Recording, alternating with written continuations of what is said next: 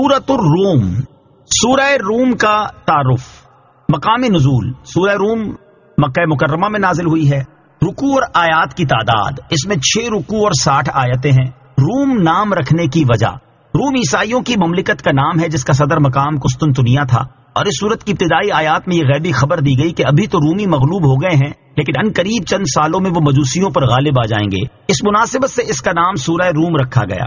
سورہ روم کے مضامین، اس سورت کا مرکزی مضمون یہ ہے کہ اس میں اللہ تعالیٰ کی وحدانیت اور اس کی صفات، رسول کریم علیہ الصلوۃ والسلام کی رسالت پر ایمان لانے، قیامت کے دن دوبارہ زندہ کیے جانے اور آخرت میں اعمال کی جزا ملنے کو بیان کیا گیا ہے۔ نیز اس میں یہ چیزیں بیان کی گئی ہیں۔ نمبر 1، اس سورت کی ابتدا غیبی خبر سے کی گئی ہے کہ رومی ایرانیوں سے مغلوب ہونے کے بعد چند سالوں میں اللہ تعالیٰ کی مدد سے ایرانیوں پر غالب آ جائیں گے۔ قرآن پاک کی دی ہوئی یہ خبر حرف بہ حرف پوری ہوئی۔ رومی چند سالوں بعد ایرانیوں پر غالب آ گئے اور انہوں نے عراق میں رومیہ نامی ایک شہر کی بنیاد رکھی۔ قرآن پاک کی یہ غیبی خبر نبی کریم علیہ الصلوۃ والسلام کی نبوت پر زبردست دلیل ہے۔ نمبر 2، کفار کے علم کی حد بیان کی گئی اور اللہ تعالیٰ کی وحدانیت و قدرت پر دلائل دیے گئے۔ نمبر 3، مرنے کے بعد دوبارہ زندہ کیے جانے، قیامت قائم ہونے، نیک اعمال کرنے والے مسلمانوں کی جزا اور آخرت کا انکار کرنے والے کفار کی سزا کا بیان کیا گیا ہے۔ نمبر 4، اللہ تعالیٰ کی قدرت کی نشانیاں بیان کی گئیں۔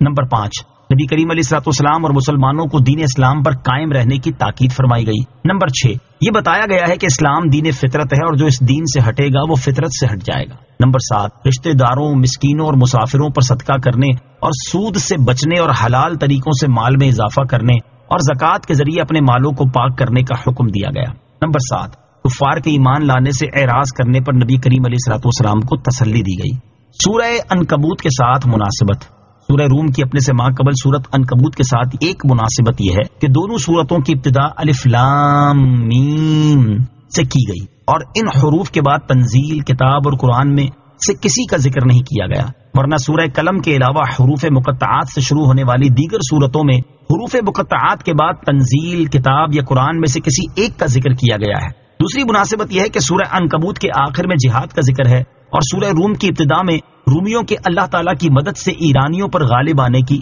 خبر دی گئی ہے۔ بسم اللہ الرحمن الرحیم۔ ترجمہ، اللہ کے نام سے شروع جو نہایت مہربان رحمت والا ہے۔ الف لام میم، غلبت الروم۔ ترجمہ، الف لام میم، رومی مغلوب ہو گئے۔ الف لام میم یہ حروف مقطعات میں سے ایک حرف ہے، اس کی مراد اللہ تعالیٰ ہی بہتر جانتا ہے۔ غلبت، مغلوب ہو گئے۔ شان نزول، ایران اور روم کے درمیان جنگ جاری تھی اور چونکہ ایران کے رہنے والے مجوسی تھے اس لیے عرب کے مشرکین ان کا غلبہ پسند کرتے تھے، جبکہ رومی اہل کتاب تھے اس لیے مسلمانوں کو ان کا غلبہ اچھا معلوم ہوتا تھا۔ ایک مرتبہ ایران کے بادشاہ خسرو پرویز نے رومیوں سے جنگ کرنے کے لیے اپنا لشکر بھیجا تو روم کے بادشاہ کیسر نے بھی اس کے مقابلے کے لیے اپنا لشکر بھیج دیا۔ شام کی سرزمین کے قریب جب ان لشکروں کا آپس میں مقابلہ ہوا تو ایرانی لشکر رومی فوجیوں پر غالب آ گیا اور انہیں شکست دے دی۔ مسلمانوں نے جب یہ خبر سنی تو انہیں بہت گراں گزری، جبکہ کفار مکہ اس سے خوش ہو کر مسلمانوں سے کہنے لگے تم بھی اہل کتاب ہو اور عیسائی بھی اہل کتاب ہیں اور ہم بھی امی ہیں اور فارس والے بھی امی ہیں، ہمارے بھائی یعنی فارس والے تمہارے بھائیوں یعنی رومیوں پر غالب آ گئے ہیں اور جب ہماری تمہاری جنگ ہوگی تو ہم بھی تم پر غالب آ جائیں گے۔ اس پر یہ آیتیں نازل ہوئی اور ان میں خبر دی گئی کہ چند سال میں پھر رومی فارس والوں پر غالب آ جائیں گے،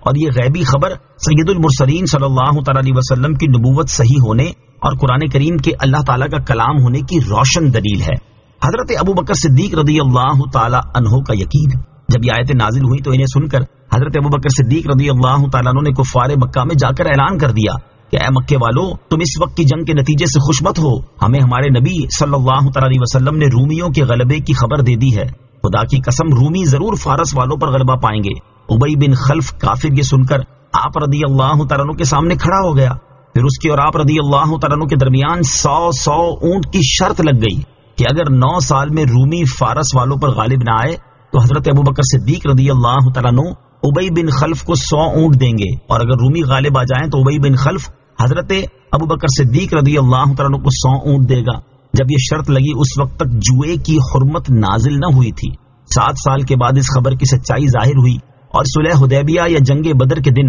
رومی فارس والوں پر غالب آ گئے۔ رومیوں نے مدائن میں اپنے گھوڑے باندھے اور عراق میں رومیہ نامی ایک شہر کی بنیاد رکھی۔ حضرت ابوبکر صدیق رضی اللہ تعالیٰ عنہ نے شرط کے اونٹ ابی بن خلف کی اولاد سے وصول کر لیے کیونکہ وہ اس عرصے میں مر چکا تھا، اور سرکار دو عالم علیہ الصلوۃ والسلام نے حضرت ابوبکر صدیق رضی اللہ تعالیٰ عنہ کو حکم دیا کہ شرط کے مال کو صدقہ کر دیں۔ حربی کفار کے ساتھ خرید و فروخت سے متعلق ایک مسئلہ۔ امام اعظم ابو حنیفہ اور امام محمد رحمۃ اللہ تعالی علیہما کے نزدیک حربی کفار کے ساتھ عقود فاسدہ وغیرہ جائز ہیں، اور حضرت ابوبکر صدیق رضی اللہ تعالیٰ عنہ کا شرط لگانے والا واقعہ ان کی دلیل ہے۔ یاد رہے کہ اس مسئلے کی کچھ تفصیلات ہیں، اس لیے عوام الناس کو چاہیے کہ علماء کرام سے اس مسئلے کی تفصیل معلوم کیے بغیر از خود اس پر عمل نہ کرے۔ فی ادنى الارض وهم من بعد غلبهم سيغلبون فی بضع سنین للہ الامر من قبل ومن بعد ویومئذ یفرح المؤمنون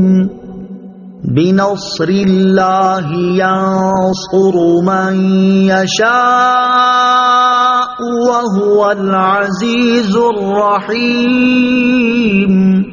ترجمہ: قریب کی زمین میں اور وہ اپنی شکست کے بعد ان قریب غالب آ جائیں گے چند سالوں میں۔ پہلے اور بعد حکم اللہ ہی کا ہے، اور اس دن ایمان والے خوش ہوں گے اللہ کی مدد سے، وہ جس کی چاہے مدد کرتا ہے اور وہی غالب مہربان ہے۔ فی ادنى الارض، قریب کی زمین میں۔ اس آیت اور اس کے بعد والی آیت کے ابتدائی حصے کا خلاصہ یہ ہے کہ شام کی سرزمین میں رومی مغلوب ہو گئے جو فارس سے قریب تر ہے، اور رومی اپنی شکست کے بعد انقریب چند سالوں میں ایرانیوں پر غالب آ جائیں گے جن کی حد 9 سال ہے۔ مشہور روایت کے مطابق رومیوں کے مغلوب ہونے کے 7 سال بعد ہی رومی ایرانیوں پر غالب آ گئے تھے۔ رومیوں کے غالب آنے کی مدت مبہم رکھنے کی حکمت۔ یہاں آیت میں رومیوں کے غالب آنے کی معین مدت ذکر نہیں کی گئی۔ اس کی حکمت بیان کرتے ہوئے علامہ احمد صاوی رحمۃ اللہ تعالی فرماتے ہیں، آیت میں رومیوں کے غالب آنے کی مدت کو اس لیے مبہم رکھا گیا تاکہ کفار ہر وقت روب میں رہیں اور ان کے دلوں میں خوف بیٹھا رہے۔ حضور اقدس علیہ الصلوۃ والسلام کو رومیوں کے غالب آنے کی مدت معلوم تھی۔ یاد رہے کہ آیت میں رومیوں کے غالب آنے کی معین مدت ذکر نہ کرنے کا یہ مطلب ہرگز نہیں کہ رسول کریم صلی اللہ تعالی علیہ وآلہ وسلم کو بھی اس مدت کا علم نہیں دیا گیا تھا۔ آپ صلی اللہ تعالی علیہ وآلہ وسلم کو وہ مدت بتا دی گئی تھی، البتہ اسے ظاہر کرنے کی اجازت نہ ہونے کی وجہ سے آپ نے اسے ظاہر نہیں فرمایا تھا، جیسا کہ امام فخر الدین رازی رحمۃ اللہ تعالی فرماتے ہیں، اللہ تعالیٰ نے رومیوں کے غالب آنے کا سال، مہینہ، دن اور وقت بھی اپنے حبیب صلی اللہ تعالی علیہ وسلم کو بتا دیا تھا، البتہ تاجدار رسالت صلی اللہ تعالی علیہ وسلم کو اس کے اظہار کی اجازت نہ تھی۔ للہ الامر، اللہ ہی کا حکم ہے، یعنی رومیوں کے غلبے سے پہلے بھی اور اس کے بعد بھی اللہ تعالیٰ ہی کا حکم چل رہا ہے۔ مراد یہ ہے کہ پہلے فارس والوں کا غلبہ ہونا اور دوبارہ رومیوں کا غالب ہو جانا، یہ سب اللہ تعالیٰ کے حکم، ارادے اور اس کی قضاء و قدر سے ہے، کیونکہ جنگ میں جو مغلوب ہو جائے تو وہ کمزور ہو جاتا ہے، اور کمزوری کے بعد دوبارہ غالب آ جانا اس بات کی دلیل ہے کہ اس کا غلبہ اس کی اپنی طاقت و قوت کے بلبوتے پر نہیں، کیونکہ اگر ایسا ہوتا تو وہ پہلی بار ہی مغلوب نہ ہوتا۔ وَيَوْمَئِذٍ يَفْرَحُ الْمُؤْمِنُونَ، اور اس دن ایمان والے خوش ہوں گے۔ آیت کے اس حصے اور اس کے بعد والی آیت کے ابتدائی حصے کا خلاصہ یہ ہے کہ جب رومی ایرانیوں پر غالب آئیں گے اور اللہ تعالیٰ نے ان کے غلبے کا جو وعدہ فرمایا ہے وہ پورا ہوگا، تو اس دن ایمان والے اللہ تعالیٰ کی مدد سے خوش ہوں گے کہ اس نے کتابیوں کو غیر کتابیوں پر غلبہ دیا۔ بعض مفسرین نے فرمایا کہ اللہ تعالیٰ کی مدد سے مراد یہ ہے کہ مسلمانوں نے کفار کو رومیوں کے غالب آنے کی جو خبر دی تھی وہ سچی ثابت ہوئی۔ چنانچہ ایک روایت کے مطابق جب بدر کے دن مسلمان مشرکوں پر غالب ہوئے تو انہیں خوشی ہوئی، اور اسی دن رومیوں کے غالب آنے کی خبر ملنے پر بھی مسلمان خوش ہوئے۔ اور ایک روایت کے مطابق صلح حدیبیہ کے موقع پر رومی ایرانیوں پر غالب آئے، اور بیعت رضوان کے دن جب مسلمانوں کو اس کی خبر ملی تو وہ خوش ہوئے۔ وعد اللہ لا یخلف اللہ وعدہ ولکن اکثر الناس لا یعلمون يعلمون ظاهرا من الحياة الدنيا وهم عن الآخرة هم غافلون۔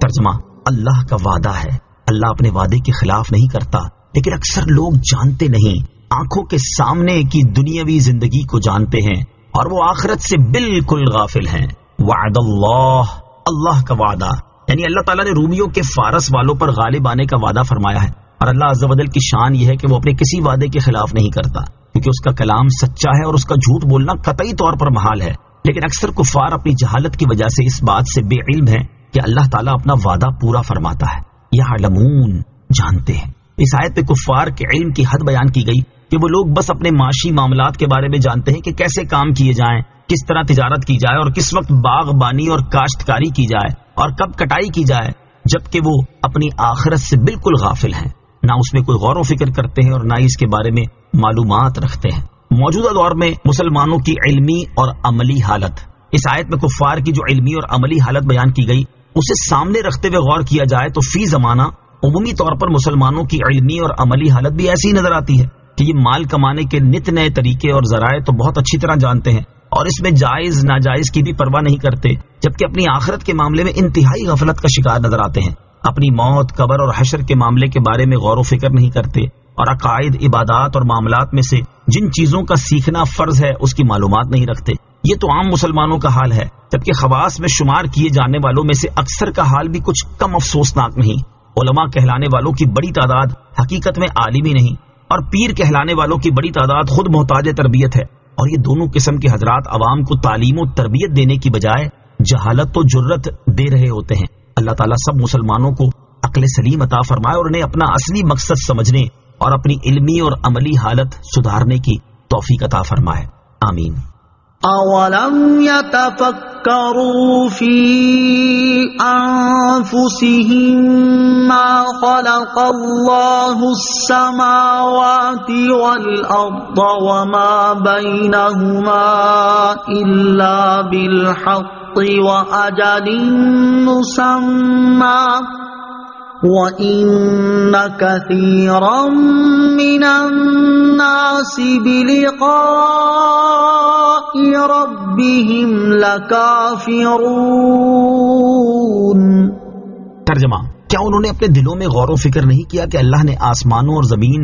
اور جو کچھ ان کے درمیان ہے سب کو حق اور ایک مقررہ مدت کے ساتھ پیدا کیا، اور بے شک بہت سے لوگ اپنے رب سے ملنے کے منکر ہیں۔ اولم یتفکروا، کیا انہوں نے غور و فکر نہیں کیا؟ اس سے پہلی آیات میں کفار کے حوالے سے بیان ہوا تھا کہ وہ اللہ تعالیٰ اور قیامت کے دن کے منکر ہیں، اور اب یہاں سے وہ اسباب بیان کیے جا رہے ہیں جن سے بندہ اللہ تعالیٰ پر ایمان لانے کی طرف راغب ہو سکتا ہے اور اسے آخرت کے بارے میں علم بھی مل سکتا ہے۔ چنانچہ ارشاد فرمایا کہ کفار مکہ کی نظر صرف دنیاوی زندگی کی زیب و زینت پر ہے اور وہ اپنے دلوں میں غور و فکر نہیں کرتے۔ اگر وہ ایسا کرتے تو جان لیتے کہ اللہ تعالیٰ نے آسمان، زمین اور جو مخلوقات ان کے درمیان ہے ان سب کو بیکار اور باطل نہیں بنایا، بلکہ ان میں بے شمار حکمتیں رکھی ہیں تاکہ لوگ ان میں غور و فکر کر کے انہیں بنانے والے کے وجود اور اس کی وحدانیت پر استدلال کریں اور اس کی قدرت و صفات کو پہچانیں۔ اور اللہ تعالیٰ نے ان چیزوں کو ہمیشہ کے لیے نہیں بنایا بلکہ ان کے لیے ایک مدت معین کر دی ہے، اور جب وہ مدت پوری ہو جائے گی تو یہ چیزیں فنا ہو جائیں گی اور وہ مدت قیامت قائم ہونے کا وقت ہے۔ بے شک بہت سے لوگ آخرت سے غافل ہونے اور آخرت کی معرفت دلانے والی چیزوں میں غور و فکر نہ کرنے کے ساتھ ساتھ اپنے اعمال کے حساب، ان کی جزا اور مرنے کے بعد دوبارہ زندہ کیے جانے کے منکر ہیں۔ اولم يسيروا في الارض فينظروا كيف كان عاقبة الذين من قبلهم كانوا اشد منهم قوة واثاروا الارض وعمروها اكثر مما عمروها وجاءتهم رسلهم بالبينات فما كان الله ليظلمهم ولكن كانوا أنفسهم يظلمون۔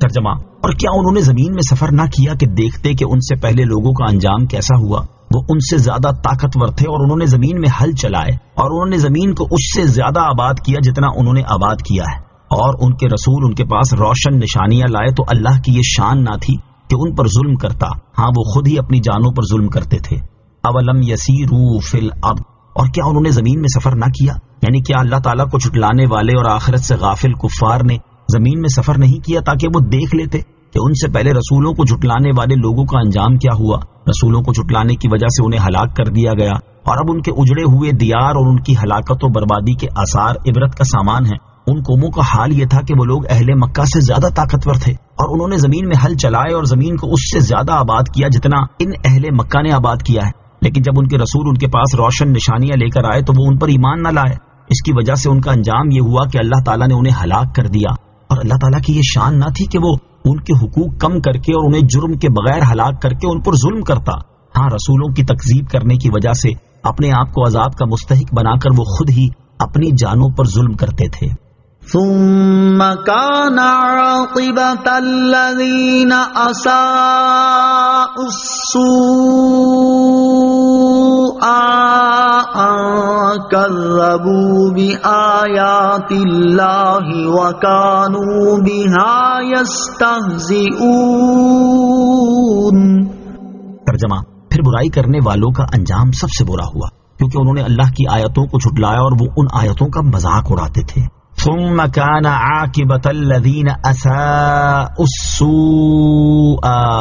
پھر برائی کرنے والوں کا انجام سب سے برا ہوا۔ اس آیت کا ایک معنی یہ ہے کہ گناہوں کا ارتکاب کرتے رہنے والوں کا انجام یہ ہوا کہ اللہ تعالیٰ نے ان کے دلوں پر مہر لگا دی، حتیٰ کہ برے اعمال کی وجہ سے وہ لوگ اللہ تعالیٰ کی آیتوں کو جھٹلانے لگے اور ان آیتوں کا مذاق اڑانے لگ گئے۔ دوسرا معنی یہ ہے کہ وہ لوگ جنہوں نے برے اعمال کیے یعنی کفر کیا تو ان کا انجام سب سے برا ہوا کہ دنیا میں انہیں عذاب نازل کر کے ہلاک کر دیا گیا، اور آخرت میں ان کے لیے جہنم ہے۔ اس کی وجہ یہ ہے کہ انہوں نے اللہ تعالیٰ کے رسولوں پر نازل ہونے والی آیتوں کو جھٹلایا اور وہ ان آیتوں کا مذاق اڑاتے تھے۔ بدعقیدگی اور گناہوں کا بنیادی سبب۔ اس آیت کی پہلی تفسیر سے معلوم ہوا کہ برے اعمال پر اصرار کی وجہ سے انسان برے عقیدے اختیار کر جاتا ہے، لہٰذا ہر ایک کو برے اعمال سے بچنے کی شدید حاجت ہے تاکہ وہ بدعقیدگی سے محفوظ رہے۔ کفر سے بچنے کے لیے گناہوں سے بچنا چاہیے اور گناہوں سے بچنے کے لیے مشتبہ چیزوں سے بچنا چاہیے۔ اس سلسلے میں یہ حدیث پاک سماعت کیجیے۔ حضرت نعمان بن بشیر رضی اللہ تعالی عنہ سے روایت ہے اور یہ مسلم شریف کی حدیث ہے۔ رسول اللہ صلی اللہ تعالی علیہ وسلم نے ارشاد فرمایا، حلال بھی ظاہر ہے اور حرام بھی ظاہر ہے، اور ان کے درمیان کچھ مشتبہ چیزیں ہیں جنہیں بہت سے لوگ نہیں جانتے، تو جو شبہات سے بچے گا وہ اپنا دین اور اپنی عزت بچا لے گا، اور جو شبہات میں پڑے گا وہ حرام میں مبتلا ہو جائے گا۔ جس طرح کوئی شخص کسی چراگاہ کی حدود کے گرد چرائے تو قریب ہے کہ وہ جانور اس چراگاہ میں بھی چر لیں۔ سنو، ہر بادشاہ کی چراگاہ کی ایک حد ہوتی ہے اور اللہ تعالیٰ کی مقرر کردہ چراگاہ اس کی حرام کردہ چیزیں ہیں۔ اللہ تعالیٰ ہر مسلمان کو برے اعمال کرنے اور بدعقیدگی اختیار کرنے سے بچنے کی توفیق عطا فرمائے، آمین۔ اللہ یبدأ الخلق ثم یعیدہ ثم الیہ ترجعون۔ ترجمہ: اللہ پہلے بناتا ہے پھر وہ دوبارہ بنائے گا، پھر اس کی طرف تم پھیرے جاؤ گے۔ اللہ یبدأ الخلق، اللہ پہلے بناتا ہے، یعنی اللہ تعالیٰ تمام مخلوق کو پہلی بار پیدا فرماتا ہے اور اس میں اللہ تعالیٰ کا کوئی شریک اور مددگار نہیں، بلکہ اس نے اکیلے ہی اپنی قدرت کاملہ سے مخلوق کو پیدا فرمایا ہے۔ پھر وہ اسے فنا اور معدوم کرنے کے بعد قیامت کے دن دوبارہ نئے سرے سے اسی طرح درست بنائے گا جیسے پہلی بار بنایا تھا۔ پھر دوبارہ بننے کے بعد تمام مخلوق اسی کی طرف لوٹائی جائے گی اور سب کو جمع کیا جائے گا تاکہ ان کے درمیان فیصلہ کیا جائے، اور اللہ تعالیٰ برائی کرنے والوں کو ان کے اعمال کا بدلہ دے گا اور نیکی کرنے والوں کو نہایت اچھا صلہ عطا فرمائے گا۔ وَيَوْمَ تَقُومُ السَّاعَةُ يُبْلِسُ الْمُجْرِمُونَ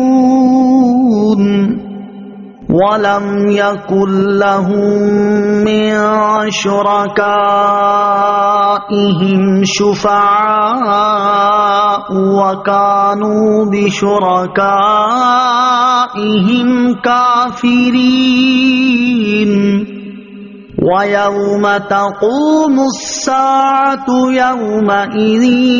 يَتَفَرَّقُونَ۔ ترجمہ: اور جس دن قیامت قائم ہوگی مجرم مایوس ہو جائیں گے اور ان کے شریک ان کے سفارشی نہ ہوں گے اور وہ اپنے شریکوں سے منکر ہو جائیں گے، اور جس دن قیامت قائم ہوگی اس دن لوگ الگ ہو جائیں گے۔ وَيَوْمَ تَقُومُ السَّاعَةُ، اور جس دن قیامت قائم ہوگی، یہاں سے قیامت کے دن مجرموں کی کیفیت بیان کی جا رہی ہے۔ اس آیت کی ایک تفسیر یہ ہے کہ جس دن قیامت قائم ہوگی تو مجرموں کو کسی نفع اور بھلائی کی امید باقی نہ رہے گی۔ دوسری تفسیر یہ ہے کہ جس دن قیامت قائم ہوگی تو مجرموں کا کلام منقطع ہو جائے گا اور وہ خاموش رہ جائیں گے کیونکہ ان کے پاس پیش کرنے کے قابل کوئی حجت نہ ہوگی۔ تیسری تفسیر یہ ہے کہ جس دن قیامت قائم ہوگی تو اس دن مجرم رسوا ہوں گے۔ یاد رہے کہ یہاں آیت میں مجرموں سے مراد مشرکین ہیں۔ وَلَمْ يَكُنْ لَهُم مِّن شُرَكَائِهِمْ شُفَعَاءُ، اور ان کے شریک ان کے سفارشی نہ ہوں گے، یعنی سفارش کی امید پر مشرکین جن بتوں کو پوجتے تھے وہ قیامت کے دن ان کی سفارش کر کے انہیں اللہ تعالیٰ کے عذاب سے نہ بچائیں گے، اور مشرکین اپنے معبودوں سے مایوس ہو کر ان کا انکار کر دیں گے اور ان سے برات کا اظہار کریں گے۔ وَيَوْمَ تَقُومُ السَّاعَةُ، اور جس دن قیامت قائم ہوگی، ارشاد فرمایا کہ جس دن قیامت قائم ہوگی اس دن مسلمان اور کافر ایک دوسرے سے ایسے الگ الگ ہو جائیں گے کہ آئندہ پھر کبھی جمع نہ ہوں گے، اور یہ اس طرح ہوگا کہ حساب کے بعد اہل جنت کو جنت میں داخل کر دیا جائے گا اور کفار کو جہنم میں پھینک دیا جائے گا۔ اس کی مزید تفصیل اگلی آیات میں ہے۔ فَأَمَّا الَّذِينَ آمَنُوا وَعَمِلُوا الصَّالِحَاتِ فَهُمْ فِي رَغْبَةٍ يُحْبَرُونَ وَأَمَّا الَّذِينَ كَفَرُوا وَكَذَّبُوا بِآيَاتِنَا وَلِقَاءِ الْآخِرَةِ فَأُولَئِكَ فِي الْعَذَابِ مُحْضَرُونَ۔ ترجمہ، تو وہ جو ایمان لائے اور انہوں نے اچھے کام کیے تو وہ جنت کے باغ میں خوش رکھے جائیں گے، اور جو کافر ہوئے اور انہوں نے ہماری آیتوں اور آخرت کے ملنے کو جھٹلایا تو وہ عذاب میں حاضر کیے جائیں گے۔ فَأَمَّا الَّذِينَ آمَنُوا، تو وہ جو ایمان لائے۔ اس آیت اور اس کے بعد والی آیت میں مومن اور کافر کے الگ الگ ہونے کی تفصیل بیان کی گئی ہے۔ اس آیت میں فرمایا گیا کہ جو لوگ ایمان لائے اور انہوں نے اچھے کام کیے تو جنت کے باغات میں ان کا اکرام کیا جائے گا جس سے وہ خوش ہوں گے۔ ایک قول یہ ہے کہ یہ خاطرداری جنتی نعمتوں کے ساتھ ہوگی، اور ایک قول یہ بھی ہے کہ خاطرداری سے مراد سماع ہے، کہ انہیں طرب انگیز یعنی شادمانی کے نغمات سنائے جائیں گے جو اللہ تبارک و تعالیٰ کی تسبیح پر مشتمل ہوں گے۔ جنت میں شادمانی کے نغمات کن لوگوں کو سنائے جائیں گے؟ جو لوگ دنیا میں گانے باجے سننے سے بچنے والے اور لہو و لعب اور آلات موسیقی سے دور رہنے والے ہوں گے تو ان خوش نصیب حضرات کو جنت میں شادمانی کے نغمات سنائے جائیں گے، جیسا کہ حضرت جابر بن عبداللہ رضی اللہ تعالیٰ عنہ سے روایت ہے، رسول اللہ صلی اللہ تعالیٰ علیہ وسلم نے ارشاد فرمایا، جب قیامت کا دن آئے گا تو اللہ تعالیٰ ارشاد فرمائے گا وہ لوگ کہاں ہیں جو اپنے کانوں اور اپنی آنکھوں کو شیطان کے آلات موسیقی سے بچایا کرتے تھے، انہیں الگ کر دو۔ چنانچہ انہیں مشک اور عنبر کی کتابوں میں الگ کر دیا جائے گا۔ پھر اللہ تعالیٰ فرشتوں سے فرمائے گا انہیں میری تسبیح، تحمید و تحلیل سناؤ، تو وہ فرشتے ایسی آوازوں سے اللہ تعالیٰ کی تسبیح بیان کریں گے جیسی سننے والوں نے نہ سنی ہوگی۔ وَأَمَّا الَّذِينَ كَفَرُوا، اور جو کافر ہوئے، یعنی جو کافر ہوئے اور انہوں نے ہماری آیتوں اور آخرت کے دن دوبارہ زندہ کیے جانے اور حساب و جزا کا انکار کیا تو وہ عذاب میں داخل کر دیے جائیں گے، اور اس عذاب میں نہ تخفیف ہوگی اور نہ ہی وہ اس سے کبھی نکلیں گے۔ فَسُبْحَانَ اللَّهِ حِينَ تُمْسُونَ وَحِينَ تُصْبِحُونَ۔ ترجمہ، تو اللہ کی پاکی بیان کرو جب شام کرو اور جب صبح کرو۔ فَسُبْحَانَ اللَّهِ، تو اللہ کی پاکی بیان کرو، یعنی اے عقل مندو، جب تم نے نیک اعمال کرنے والے مومنوں کو ملنے والا ثواب اور نعمتیں یوں ہی جھٹلانے والے کفار کو ہونے والے عذاب کے بارے میں جان لیا تو تم صبح و شام ہر اس چیز سے اللہ تعالیٰ کی پاکی بیان کرو جو اس کی شان کے لائق نہیں۔ یہاں اللہ تعالیٰ کی پاکی بیان کرنے سے متعلق مفسرین کا ایک قول یہ بھی ہے کہ اس سے مراد نماز ادا کرنا ہے۔ حضرت عبداللہ ابن عباس رضی اللہ تعالیٰ عنہما سے دریافت کیا گیا کہ کیا 5 نمازوں کا بیان قرآن پاک میں ہے؟ آپ رضی اللہ تعالیٰ عنہ نے فرمایا ہاں، اور یہ آیت تلاوت فرمائی اور فرمایا کہ ان میں 5 نمازیں اور ان کے اوقات مذکور ہیں۔ اللہ تعالیٰ کی حمد و ثنا اور تسبیح بیان کرنے کے فضائل، احادیث میں اللہ تعالیٰ کی حمد و ثنا اور تسبیح بیان کرنے کی بہت سی فضیلتیں وارد ہیں۔ یہاں ان میں سے 2 فضائل سماعت کیجیے۔ نمبر 1، بخاری شریف کی حدیث ہے، حضرت ابو ہریرہ رضی اللہ تعالیٰ عنہ سے روایت ہے، نبی اکرم صلی اللہ تعالی علیہ وآلہ وسلم نے ارشاد فرمایا، 2 کلمے ایسے ہیں جو زبان پر ہلکے ہیں، میزان عمل میں بھاری ہیں اور اللہ تعالیٰ کو بہت پسند ہیں۔ وہ 2 کلمے یہ ہیں، سبحان اللہ و بحمدہ سبحان اللہ العظیم۔ حدیث نمبر 2، حضرت ابو سعید خدری اور حضرت ابو ہریرہ رضی اللہ تعالیٰ عنہما سے روایت ہے، رسول کریم صلی اللہ تعالی علیہ وآلہ وسلم نے ارشاد فرمایا، اللہ تعالیٰ نے کلام میں سے 4 چیزوں کو پسند فرما لیا ہے۔ نمبر 1 سبحان اللہ، نمبر 2 الحمدللہ، نمبر 3 لا الہ الا اللہ، نمبر 4 اللہ اکبر۔ جس نے سبحان اللہ کہا تو اللہ تعالیٰ اس کے لیے 20 نیکیاں لکھ دیتا ہے اور اس کے 20 گناہ مٹا دیتا ہے۔ جس نے الحمدللہ کہا تو اس کے لیے بھی اسی کی مثل ہے، جس نے لا الہ الا اللہ کہا تو اس کے لیے بھی اسی کی مثل ہے، اور جس نے اپنی طرف سے الحمدللہ رب العالمین کہا تو اس کے لیے 30 نیکیاں لکھی جائیں گی اور اس کے 30 گناہ مٹا دیے جائیں گے۔ حین تمسون وحین تصبحون، جب شام کرو اور جب صبح کرو۔ دوسرے قول کے مطابق اس آیت میں 3 نمازوں کا بیان ہوا، شام میں مغرب اور عشاء کی نمازیں آ گئیں، جبکہ صبح میں نماز فجر آ گئی۔ وَلَهُ الْحَمْدُ فِي السَّمَاوَاتِ وَالْأَرْضِ وَعَشِيًّا وَحِينَ تُظْهِرُونَ۔ ترجمہ، اور اسی کے لیے تعریف ہے آسمانوں اور زمین میں، اور اس وقت جب دن کا کچھ حصہ باقی ہو اور جب تم دوپہر کرو، وَعَشِيًّا وَحِينَ تُظْهِرُونَ، اور جب دن کا کچھ حصہ باقی ہو اور جب تم دوپہر کرو۔ اس آیت کا ایک معنی یہ ہے کہ جب کچھ دن باقی ہو اور جب تم دوپہر کرو تو اس وقت تسبیح کرو۔ دوسرا معنی یہ ہے کہ جب کچھ دن باقی ہو اور جب تم دوپہر کرو تو اس وقت نماز ادا کرو۔ اس میں نماز عصر اور نماز ظہر کا بیان ہوا۔ نماز کے لیے یہ 5 اوقات مقرر فرمائے جانے کی حکمت۔ یاد رہے کہ نماز کے لیے یہ 5 اوقات اس لیے مقرر فرمائے گئے کہ افضل اعمال وہ ہیں جو ہمیشہ ہوں، اور انسان یہ قدرت نہیں رکھتا کہ اپنے تمام اوقات نماز میں صرف کرے، کیونکہ اس کے ساتھ کھانے پینے وغیرہ کے حوائج جو ضروریات ہیں۔ تو اللہ تعالیٰ نے بندوں پر عبادت میں تخفیف فرمائی اور دن کے شروع، درمیان اور آخر میں، جبکہ رات کے شروع اور آخر میں نمازیں مقرر کی، تاکہ ان اوقات کے اندر نماز میں مشغول رہنا دائمی عبادت کے حکم میں ہو۔ يخرج الحي من الميت ويخرج الميت من الحي ويحيي الأرض بعد موتها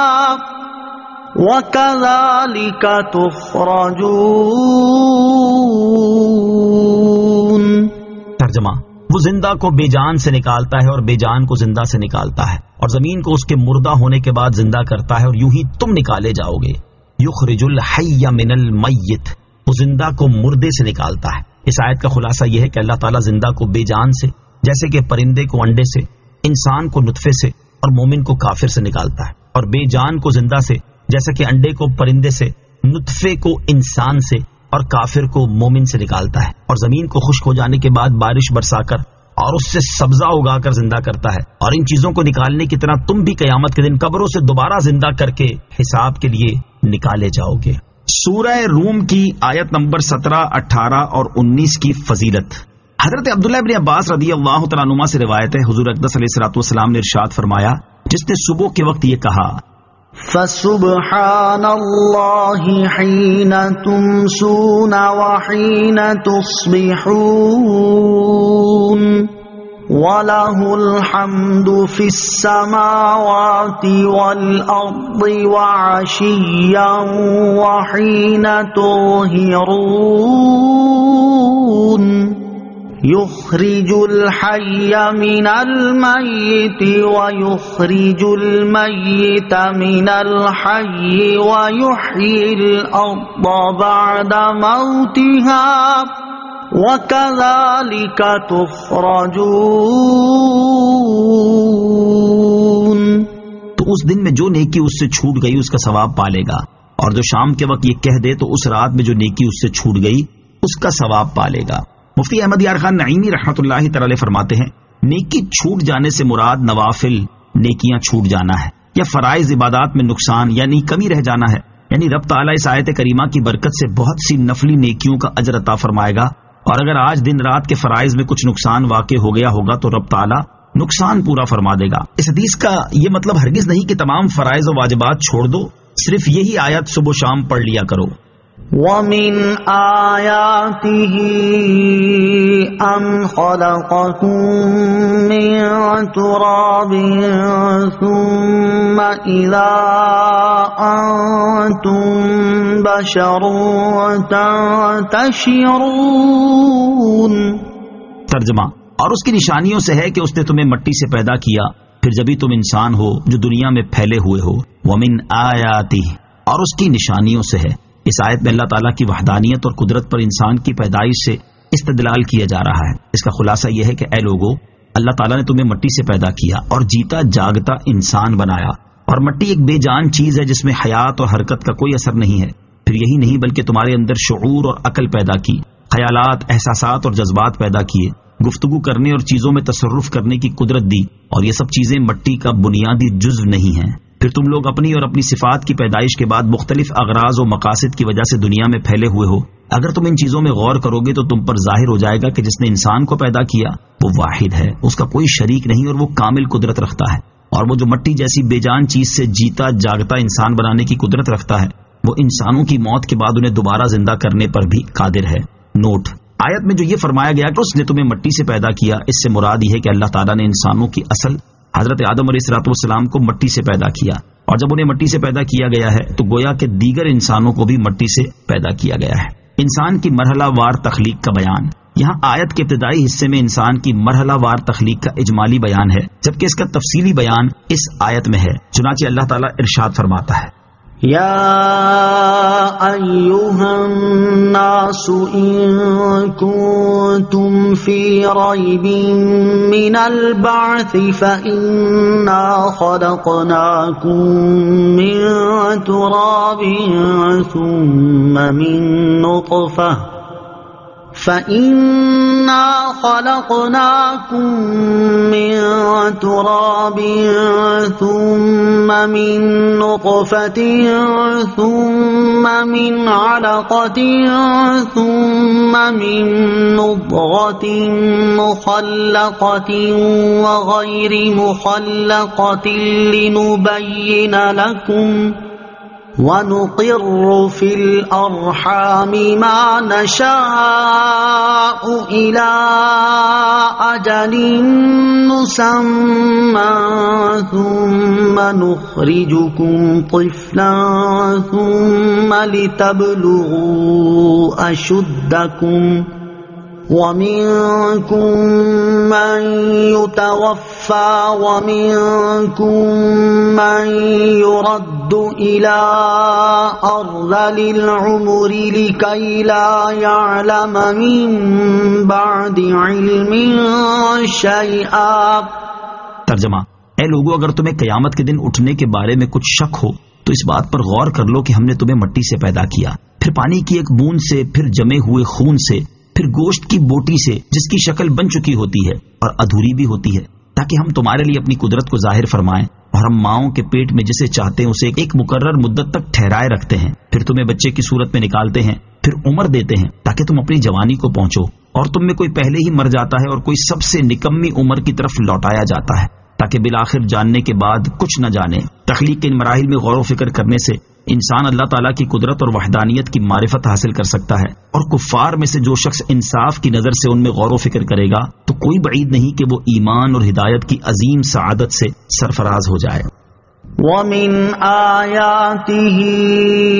أَنْ خَلَقَ لَكُم مِّنْ أَنفُسِكُمْ أَزْوَاجًا لِتَسْكُنُوا إِلَيْهَا وَجَعَلَ بَيْنَكُم مَّوَدَّةً وَرَحْمَةً إِنَّ فِي ذَلِكَ لَآيَاتٍ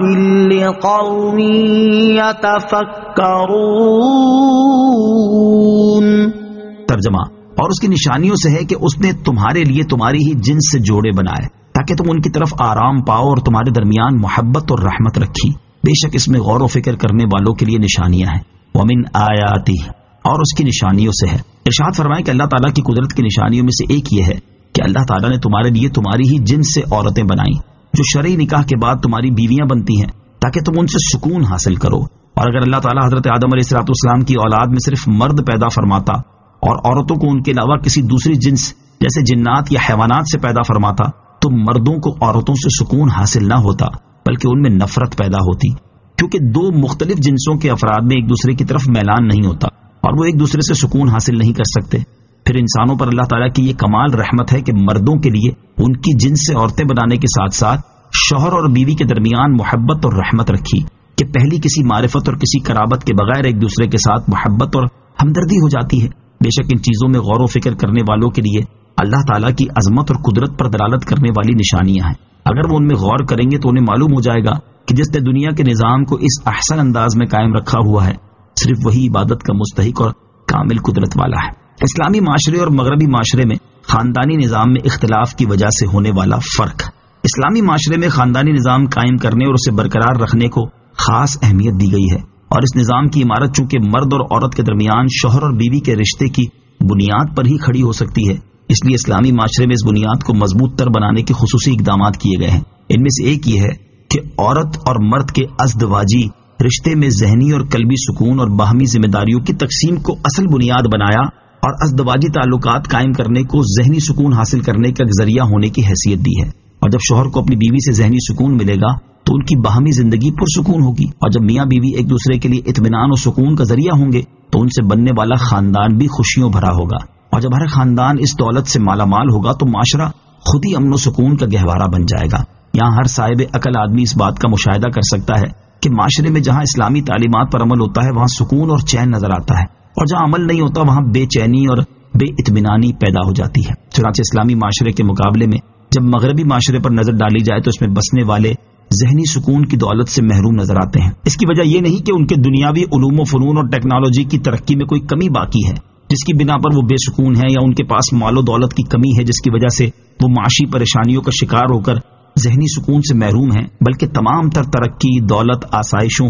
اور سہولتوں کی بہتات ہونے کے باوجود مغربی معاشرے میں بسنے والوں کے ذہنی سکون سے محروم ہونے کی بنیادی وجہ یہ ہے کہ انہوں نے صرف جنسی تسکین اور شہوت کی آسودگی کو بنیاد بنایا، جس کے لیے انہوں نے عورت کو بے راروی کی آزادی دے دی اور مرد کو یہ اختیار دیا کہ وہ کسی بھی عورت کے ساتھ اس کی رضامندی سے جنسی تعلقات قائم کر لے۔ جب مغربی معاشرے میں ذہنی سکون کی بجائے جنسی تسکین کو بنیاد بنایا گیا اور عورت کی حیثیت محض جنسی تسکین کا آلہ ہونے کی رکھی گئی تو اس کا نتیجہ یہ ہوا کہ اس معاشرے میں عورتوں، کنواری لڑکیوں اور بچیوں کا ناجائز بچوں کی مائیں بننا عام ہو گیا۔ بغیر شادی کے بچوں کی پیدائش اور انہیں قتل کر دیے جانے کی وارداتوں میں خطرناک حد تک اضافہ ہوا، طلاقوں کی شرح بہت بڑھ گئی، خاندانی نظام تباہ ہو کر رہ گیا، نفسیاتی اور ذہنی امراض میں مبتلا افراد کی تعداد بڑھنا شروع ہو گئی، اور آج یہ حال ہے کہ ذہنی اور نفسیاتی امراض کے اسپتال سب سے زیادہ وہاں ہیں۔ ذہنی مریضوں اور دماغی سکون کی دوائیں کھانے والوں کی تعداد بھی وہیں سب سے زیادہ ہے، اور پاگل خانوں کی زیادہ تعداد بھی وہیں پر ہے۔ لہذا مسلمانوں کو چاہیے کہ مغربی معاشرے کی اندھی پیروی کر کے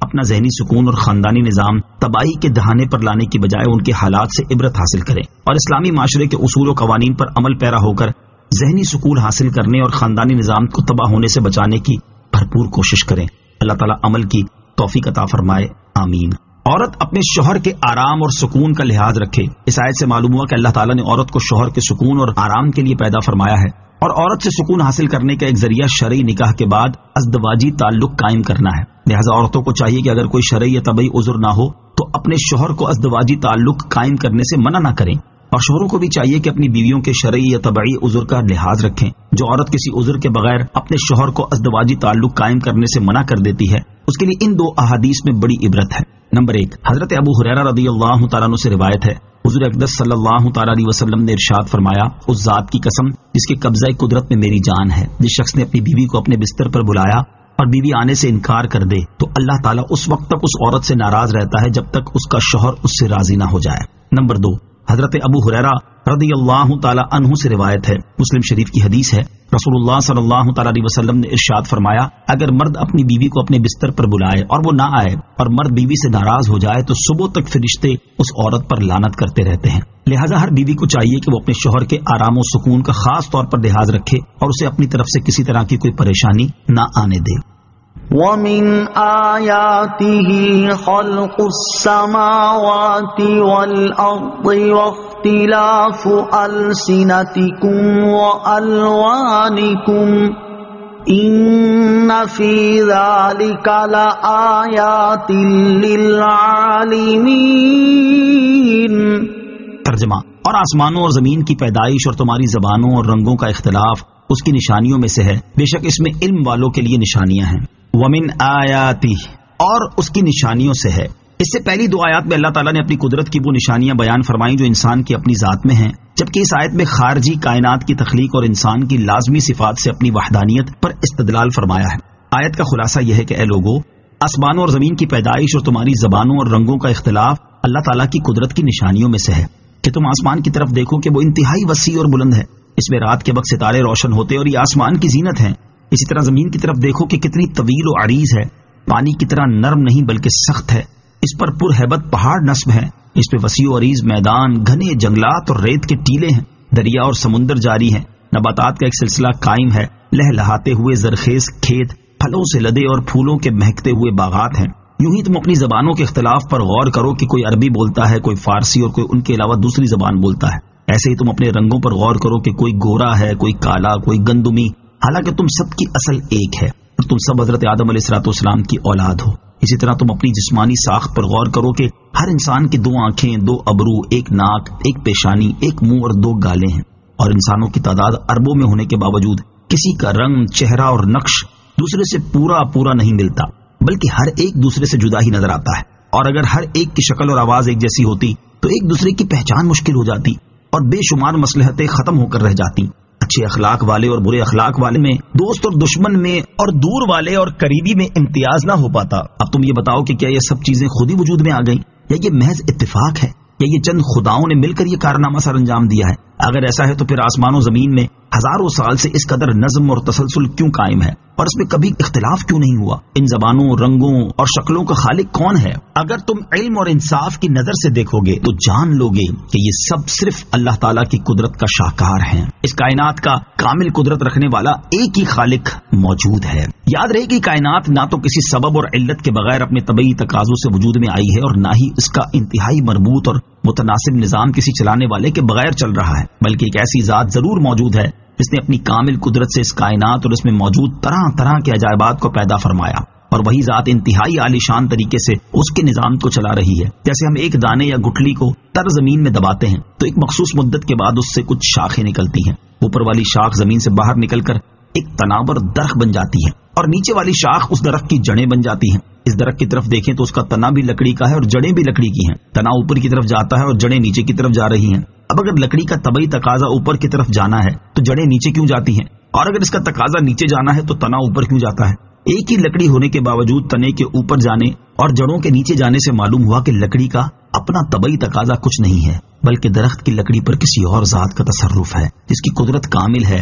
اسی نے لکڑی کے جس حصے کو چاہا اوپر اٹھا دیا اور جس حصے کو چاہا نیچے جھکا دیا۔ یوں ہی اس کائنات کے نظام کو دیکھیں تو نظر آئے گا کہ روزانہ سورج ایک مقررہ جہت سے طلوع ہوتا ہے اور ایک مقررہ جہت میں غروب ہو جاتا ہے۔ دن کے بعد رات آتی ہے اور رات کے بعد دن نکل آتا ہے۔ ہر سال اپنے اپنے موسموں میں کھیتیاں پروان چڑھتی ہیں، پھول اپنے وقت پر کھلتے ہیں، پھل اپنی مدت پر نکلتے ہیں۔ پوری دنیا میں خاص طریقے سے ہی انسان پیدا ہو رہے اور مخصوص مدت کے بعد مر رہے ہیں۔ حشرات الارض سے لے کر درندوں تک، چرندوں سے لے کر پرندوں تک، ہر ایک کی ساخت اور تخلیق اس کے حال کے مطابق ہے، اور ان کی ضرورت کے تمام اعضاء ان میں موجود ہیں۔ ہر ایک کی غذا اور اسے حاصل کرنے کا طریقہ مختلف ہے، اور ہر علاقے میں رہنے والے کا مزاج اسی علاقے کے ماحول کے مطابق ہے۔ تو کائنات کا یہ مربوط اور حسین نظام، حکیمانہ تدبیر اور ہر مخلوق کے حال کی رعایت دیکھ کر کوئی عقلمند ہرگز یہ نہیں کہہ سکتا کہ کسی خالق اور انتظام فرمانے والے کے بغیر خود بخود عدم سے وجود میں آ گیا، اور علم و حکمت کا یہ عجیب و غریب کارخانہ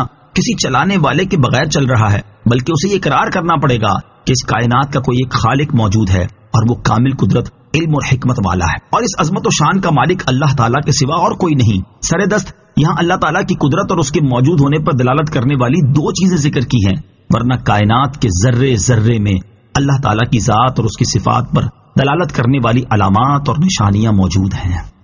وَمِنْ آيَاتِهِ مَنَامُكُمْ بِاللَّيْلِ وَالنَّهَارِ وَابْتِغَاؤُكُمْ مِنْ فَضْلِهِ إِنَّ فِي ذَلِكَ لَآيَاتٍ لِقَوْمٍ يَسْمَعُونَ۔ ترجمہ: اور رات اور دن میں تمہارا سونا اور اس کا فضل تلاش کرنا اس کی نشانیوں میں سے ہے، بے شک اس میں سننے والوں کے لیے نشانیاں ہیں۔ وَمِنْ آیَاتِهِ، اور اس کی نشانیوں میں سے ہے۔ اس آیت میں اللہ تعالیٰ نے اپنی وحدانیت پر انسان کی ان صفات سے استدلال فرمایا ہے جو انسان سے جدا ہو جاتی ہیں۔ چنانچہ آیت کا خلاصہ یہ ہے کہ اے لوگو، رات اور دن میں تمہارا سونا اور اللہ تعالیٰ کا فضل تلاش کرنا اللہ تعالیٰ کی قدرت کی نشانیوں میں سے ہے کہ تمہیں عادت کے مطابق رات میں نیند آتی ہے اور ضرورت کے وقت تم دن میں بھی سو جاتے ہو، جس سے تھکن دور ہوتی ہے اور تمہارے بدن کو راحت حاصل ہوتی ہے۔ یوں ہی دن میں تم سفر کرتے ہو اور اپنی معیشت کے اسباب کو تلاش کرتے ہو، تو غور کرو کہ تم پر نیند کون طاری کرتا ہے، اور نیند کا یہ معمول کس نے بنایا ہے، اور تمہیں معیشت کے اسباب تلاش کرنے کی ہمت اور صلاحیت کس نے دی ہے۔ اگر تم لاپرواہی اور ضد سے کام نہ لو تو تمہیں یہی کہنا پڑے گا کہ ہزاروں برس سے انسانوں کا یہ معمول اور ان کا یہ فطری نظام صرف اسی اللہ تعالیٰ کا پیدا کیا ہوا ہے جو یکتا معبود ہے اور اس کی قدرت کامل ہے۔ اس آیت میں مرنے کے بعد اٹھائے جانے پر بھی دلیل موجود ہے، اور وہ یہ کہ سونے والا مردے کی مانند ہے، تو جو ذات سونے والے کو بیدار کرنے پر قادر ہے تو وہ مرنے والے کو دوبارہ زندہ کرنے پر بھی قادر ہے۔ وَمِنْ آيَاتِهِ يُرِيكُمُ الْبَرْقَ خَوْفًا وَطَمَعًا وَيُنَزِّلُ مِنَ السَّمَاءِ مَاءً فَيُحْيِي بِهِ الْأَرْضَ بَعْدَ مَوْتِهَا إِنَّ فِي ذَلِكَ لَآيَاتٍ لِقَوْمٍ يَعْقِلُونَ۔ ترجمہ، اور اس کی نشانیوں میں سے ہے کہ تمہیں ڈرانے اور بارش کی امید دلانے کے لیے بجلی دکھاتا ہے اور آسمان سے پانی اتارتا ہے تو اس کے ذریعے زمین کو اس کی موت کے بعد زندہ کرتا ہے، بے شک اس میں عقل والوں کے لیے نشانیاں ہیں۔ وَمِنْ آیَاتِهِ، اور اس کی نشانیوں میں سے ہے۔ اس آیت میں اللہ تعالیٰ نے خارجی کائنات کے عارضی اوصاف سے اپنی قدرت اور مرنے کے بعد اٹھائے جانے پر استدلال فرمایا ہے۔ چنانچہ آیت کا خلاصہ یہ ہے کہ اللہ تعالیٰ کا تمہیں ڈرانے اور امید دلانے کے لیے بجلی دکھانا اور آسمان سے پانی اتار کر بنجر زمین کو سرسبز و شاداب کر دینا اس کی قدرت کی نشانیوں میں سے ہے کہ جب بادلوں میں بجلی چمکتی ہے تو بسا اوقات تم خوفزدہ ہو جاتے ہو کہ کہیں یہ گر کر نقصان نہ پہنچا دے، اور کبھی تمہیں اس سے یہ امید ہوتی ہے کہ اب بارش برسے گی۔ نیز جب اللہ تعالیٰ بارش نازل فرماتا ہے تو اس کے پانی سے بنجر زمین سرسبز و شاداب ہو کر لہلہانے لگتی ہے، کھیتیاں پھلنے پھولنے لگتی ہے اور باغات میں درخت پھلوں سے بھرنے لگتے ہیں۔ یہ چیزیں دیکھ کر حقیقی طور پر غور و فکر کرنے والے اس نظام کو چلانے والے کی معرفت حاصل کرتے ہیں کہ برس ہا برس سے زمینوں کی سیرابی اور ان کی سرسبزی و شادابی کا یہی نظام ہے، اور اس نظام کے تسلسل اور یکسانیت سے ظاہر ہوتا ہے کہ اسے بنانے والا اور اسے چلانے والا موجود ہے اور وہ واحد ہے اور اس کی قدرت کامل ہے۔ اور اس میں یہ نشانی بھی ہے کہ اللہ تعالیٰ جس طرح مردہ زمین کو زندہ فرماتا ہے اسی طرح ایک دن مردہ انسانوں کو بھی زندہ فرمائے گا۔ وَمِنْ آيَاتِهِ أَن تَقُومَ السَّمَاءُ وَالْأَرْضُ بِأَمْرِهِ ثُمَّ إِذَا دَعَاكُمْ دَعْوَةً مِّنَ الْأَرْضِ إِذَا أَنْتُمْ تَخْرُجُونَ وَلَهُ مَن فِي السَّمَاوَاتِ وَالْأَرْضِ كُلٌّ لَّهُ قَانِتُونَ۔ ترجمہ، اور اس کی نشانیوں سے ہے کہ اس کے حکم سے آسمان اور زمین قائم ہیں، پھر جب تمہیں زمین سے ایک ندا فرمائے گا جبھی تم نکل پڑو گے، اور اسی کی ملکیت میں ہے جو کوئی آسمان اور زمین میں ہے، سب اس کے زیر حکم ہیں۔ وَمِنْ آیَاتِهِ،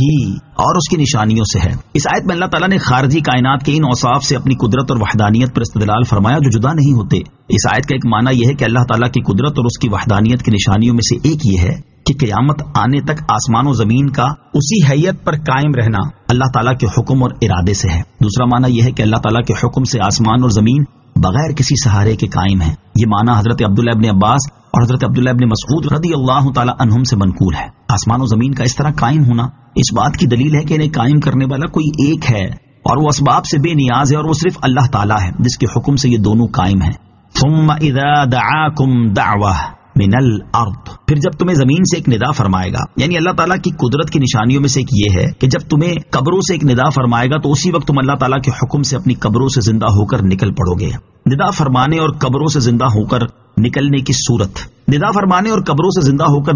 صورت یہ ہوگی کہ حضرت اسرافیل علیہ السلام قبر والوں کو اٹھانے کے لیے دوسری بار سور پھونکیں گے اور کہیں گے کہ اے قبر والوں کھڑے ہو جاؤ، تو اولین و آخرین میں سے کوئی ایسا نہ ہوگا جو نہ اٹھے، جیسا کہ ایک اور مقام پر اللہ تعالیٰ ارشاد فرماتا ہے کہ وَنُفِخَ فِي الصُّورِ فَصَعِقَ مَن فِي السَّمَاوَاتِ وَمَن فِي الْأَرْضِ إِلَّا مَن شَاءَ اللَّهُ ثُمَّ نُفِخَ فِيهِ أُخْرَى فَإِذَا هُمْ قِيَامٌ يَنظُرُونَ۔ ترجمہ، اور سور میں پھونک ماری جائے گی تو جتنے آسمانوں میں ہیں اور جتنے زمین میں ہیں سب بے ہوش ہو جائیں گے، مگر جسے اللہ چاہے پھر دوسری مرتبہ اس میں پھونک ماری جائے گی تو اسی وقت وہ دیکھتے ہوئے کھڑے ہو جائیں گے۔ اور فرماتا ہے کہ وَنُفِخَ فِي الصُّورِ فَإِذَا هُم مِّنَ الْأَجْدَاثِ إِلَى رَبِّهِمْ يَنسِلُونَ۔ ترجمہ، اور سور میں پھونک ماری جائے گی تو اسی وقت وہ قبروں سے اپنے رب کی طرف دوڑتے چلے جائیں گے۔ اور سور کے بارے میں فرماتا ہے إن كانت إلا صيحة واحدة فإذا هم جميع لدينا محضرون. ترجمہ: وہ تو صرف ایک چیخ ہوگی تو اسی وقت وہ سب کے سب ہمارے حضور حاضر کر دیے جائیں گے. اور فرماتا ہے فَإِنَّمَا هِيَ زَجْرَةٌ وَاحِدَةٌ فَإِذَا هُمْ بِالسَّاهِرَةِ. ترجمہ: تو وہ پھونک تو ایک جھڑکنا ہی ہے تو فوراً وہ کھلے میدان میں آ پڑے ہوں گے. وَلَهُ مَن فِي السَّمَاوَاتِ وَالْأَرْضِ، اور اسی کی ملکیت میں ہیں جو کوئی آسمانوں اور زمین میں ہے. یعنی آسمانوں اور زمین میں موجود ہر چیز کا حقیقی مالک صرف اللہ تعالیٰ ہے، اور اس ملکیت میں کوئی دوسرا کسی طرح بھی اس کا شریک نہیں، اور ان میں موجود ہر چیز اللہ تعالیٰ کے زیر حکم ہے. وَهُوَ الَّذِي يَبْدَأُ الْخَلْقَ ثُمَّ يُعِيدُهُ وَهُوَ أَهْوَنُ عَلَيْهِ وَلَهُ الْمَثَلُ الْأَعْلَى فِي السَّمَاوَاتِ وَالْأَرْضِ وَهُوَ الْعَزِيزُ الْحَكِيمُ. ترجمہ: اور وہی ہے جو اول بناتا ہے پھر اسے دوبارہ بنائے گا، اور تمہاری عقلوں کے اعتبار سے دوسری مرتبہ بنانا اللہ پر پہلی مرتبہ بنانے سے زیادہ آسان ہے. اور آسمانوں اور زمین میں سب سے بلند شان اسی کی ہے، اور وہی عزت والا حکمت والا ہے. وَهُوَ الَّذِي يَبْدَأُ الْخَلْقَ، اور وہی ہے جو اول بناتا ہے، یعنی اللہ تعالیٰ ہی مخلوق کو پہلی بار پیدا فرماتا ہے اور اس کے ہلاک ہو جانے کے بعد پھر اسے قیامت کے دن دوبارہ بنائے گا. اور تمہاری عقلوں کے اعتبار سے تو دوسری مرتبہ بنانا اللہ تعالیٰ پر پہلی مرتبہ بنانے سے زیادہ آسان ہونا چاہیے، اگرچہ اللہ تعالیٰ کے لیے دونوں برابر ہیں، کیونکہ انسانوں کا تجربہ اور ان کی رائے یہی بتاتی ہے کہ کسی چیز کو دوبارہ بنانا اسے پہلی بار بنانے سے سہل ہوتا ہے، اور اللہ تعالیٰ کے لیے مخلوق کو دوبارہ بنانا تو کچھ بھی دشوار نہیں. پھر تم دوبارہ زندہ کیے جانے کا انکار کیوں کرتے ہو؟ آیت کے آخر میں ارشاد فرمائے کہ آسمانوں اور زمین میں سب سے بلند شان اسی کی ہے کہ اس جیسا کوئی نہیں، وہ برحق معبود ہے، اس کے سوا کوئی معبود نہیں، اور وہی عزت والا حکمت والا ہے. ضرب لكم مثلا من أنفسكم هل لكم مما ملكت أيمانكم من شركاء فيما رزقناكم فأنتم فيه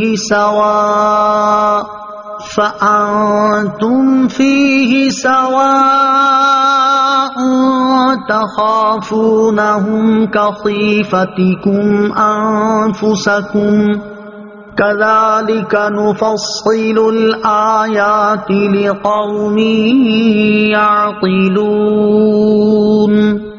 ترجمہ: اللہ نے تمہارے لیے خود تمہارے اپنے حال سے ایک مثال بیان فرمائی ہے، وہ یہ کہ ہم نے تمہیں جو رزق دیا ہے، کیا تمہارے غلاموں میں سے کوئی اس میں تمہارا اس طرح شریک ہے کہ تم اور وہ اس رزق میں برابر شریک ہو جاؤ؟ تم ان غلاموں کی شرکت سے اسی طرح ڈرتے ہو جیسے تم آپس میں ایک دوسرے سے ڈرتے ہو. ہم عقل والوں کے لیے اسی طرح مفصل نشانیاں بیان فرماتے ہیں. ضرب لکم مثلا من انفسکم،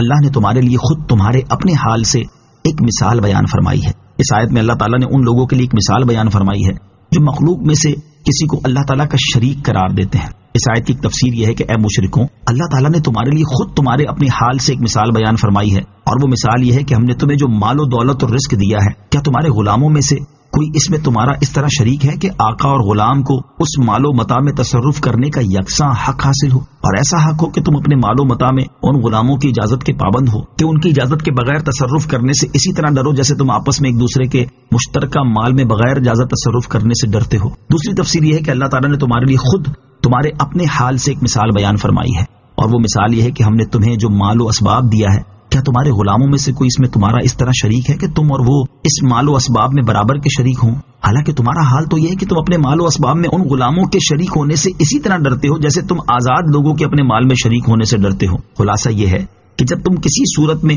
اپنے غلاموں کو اپنا شریک بنانا پسند نہیں کرتے تو اللہ تعالیٰ کی مخلوق کو اس کا شریک کیسے قرار دیتے ہو؟ حالانکہ جنہیں تم اپنا معبود قرار دیتے ہو وہ سب تو اس کے بندے اور مملوک ہیں. کذالک، اسی طرح، یعنی جس طرح ہم نے یہاں مفصل نشانی بیان فرمائی، اسی طرح ہم ان لوگوں کے لیے مفصل نشانیاں بیان کرتے ہیں جو اشیاء میں غور و فکر کرنے کے لیے اپنی عقل استعمال کرتے ہیں. نشانیوں کا تفصیلی بیان عمومی طور پر تو سب کے لیے ہے، البتہ عقل استعمال کرنے والوں کا بطور خاص اس لیے ذکر کیا گیا کہ یہی لوگ در حقیقت نشانیوں سے فائدہ اٹھاتے ہیں. بل اتبع الذين ظلموا أهواءهم بغير علم فمن يهدي من أضل الله وما لهم من ناصرين۔ ترجمہ، بلکہ ظالموں نے جہالت سے اپنی خواہشوں کی پیروی کی تو جس کو اللہ نے گمراہ کیا ہو اسے کون ہدایت دے سکتا ہے، اور ان کا کوئی مددگار نہیں۔ بل اتبع الذین ظلموا اہواءہم بغیر علم، بلکہ ظالموں نے جہالت سے اپنی خواہشوں کی پیروی کی، یعنی جن ظالموں نے اللہ تعالیٰ کا شریک ٹھہرایا انہوں نے جہالت سے اپنی خواہشوں کی پیروی کی اور کسی دلیل کے بغیر اللہ تعالیٰ کے لیے شریک ثابت کر دیا، تو جسے اللہ تعالیٰ نے گمراہ کر دیا ہو اسے کوئی ہدایت نہیں دے سکتا، اور مشرکوں کے لیے کوئی مددگار نہیں جو انہیں اللہ تعالیٰ کے عذاب سے بچا سکے۔ فَأَقِمْ وَجْهَكَ لِلدِّينِ حَنِيفًا فِطْرَةَ اللَّهِ الَّتِي فَطَرَ النَّاسَ عَلَيْهَا لا تبدیل لخلق اللہ ذالک الدین القیم ولکن اکثر الناس لا یعلمون۔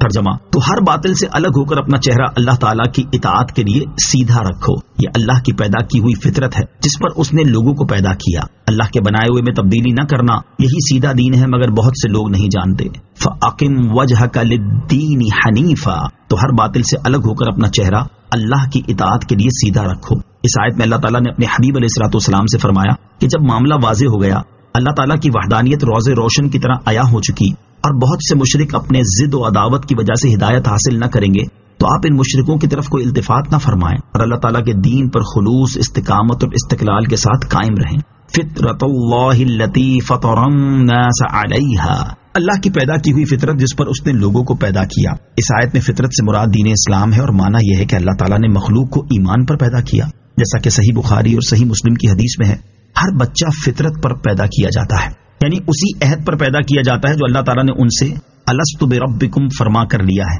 تو دنیا میں جو بھی بچہ پیدا ہوتا ہے وہ اسی اقرار پر پیدا ہوتا ہے، اگرچہ بعد میں وہ اللہ تعالیٰ کے علاوہ کسی اور کی عبادت کرنے لگ جائے۔ بعض مفسرین کے نزدیک فطرت سے مراد خلقت ہے، اور معنی یہ ہے کہ اللہ تعالیٰ نے لوگوں کو توحید اور دین اسلام قبول کرنے کی صلاحیت کے ساتھ پیدا کیا ہے، اور فطری طور پر انسان نہ اس دین سے منہ موڑ سکتا ہے اور نہ ہی اس کا انکار کر سکتا ہے، کیونکہ یہ دین ہر اعتبار سے عقل سلیم سے ہم آہنگ اور صحیح فہم کے عین مطابق ہے، اور لوگوں میں سے جو گمراہ ہوگا وہ جنوں اور انسانوں کے شیاطین کے بہکانے سے گمراہ ہوگا۔ حضرت عیاض بن حمار رضی اللہ تعالیٰ عنہ سے روایت ہے، نبی اکرم صلی اللہ تعالیٰ علیہ وسلم نے ارشاد فرمایا، اللہ تعالیٰ فرماتا ہے، میں نے اپنے تمام بندوں کو اس حال میں پیدا کیا کہ وہ باطل سے دور رہنے والے تھے، بے شک ان کے پاس شیطان آئے اور ان کو دین سے پھیر دیا، اور جو چیزیں میں نے ان پر حلال کی تھی وہ انہوں نے ان پر حرام کر دی، اور ان کو میرے ساتھ شرک کرنے کا حکم دیا، حالانکہ میں نے اس شرک پر کوئی دلیل نازل نہیں کی۔ حضرت ابو ہریرہ رضی اللہ تعالیٰ عنہ سے روایت ہے، رسول اللہ صلی اللہ تعالیٰ علیہ وآلہ وسلم نے ارشاد فرمایا، ہر بچہ فطرت پر پیدا کیا جاتا ہے، پھر اس بچے کے ماں باپ اسے یہودی یا نصرانی یا مجوسی بنا لیتے ہیں۔ نوٹ، یاد رہے کہ دنیاوی احکام یا اخروی نجات میں فطری ایمان کا اعتبار نہیں بلکہ صرف شرعی ایمان معتبر ہے۔ لا تبدیل لخلق اللہ، اللہ کی بنائی ہوئی چیز میں تبدیلی نہ کرنا، اس کا ایک معنی یہ ہے کہ تم شرک کر کے اللہ تعالیٰ کے دین میں تبدیلی نہ کرو بلکہ اسی دین پر قائم رہو جس پر اس نے تمہیں پیدا کیا ہے۔ دوسرا معنی یہ ہے کہ اللہ تعالیٰ نے جس کامل خلقت پر تمہیں پیدا فرمایا ہے تم اس میں تبدیلی نہ کرو۔ ذالک الدین القیم، یہی سیدھا دین ہے، یعنی اللہ تعالیٰ کا دین ہی سیدھا دین ہے جس میں کوئی ٹیڑھا پن نہیں، مگر بہت سے لوگ اس کی حقیقت کو نہیں جانتے، تو اے لوگوں تم اسی دین پر قائم رہو۔ منیبین الیہ واتقوہ واقیموا الصلاة ولا تکونوا من المشرکین۔ ترجمہ، اس کی طرف توبہ کرتے ہوئے اور اس سے ڈرو اور نماز قائم رکھو اور مشرکوں میں سے نہ ہونا۔ منیبین الیہ، اس کی طرف توبہ کرتے ہوئے، اس آیت کا معنی یہ ہے کہ اللہ تعالیٰ کے دین پر قائم رہو اور اس کی طرف توبہ کرتے ہوئے اور اس کے احکامات پر عمل کرتے ہوئے اپنا چہرہ دین اسلام کے لیے سیدھا رکھو اور اس کی مخالفت کرنے سے ڈرو، اور نماز کی شرائط اور حقوق کی رعایت کرتے ہوئے وقت پر اسے ادا کرو، اور ایمان قبول کر لینے کے بعد اللہ تعالیٰ کے ساتھ شرک نہ کرو۔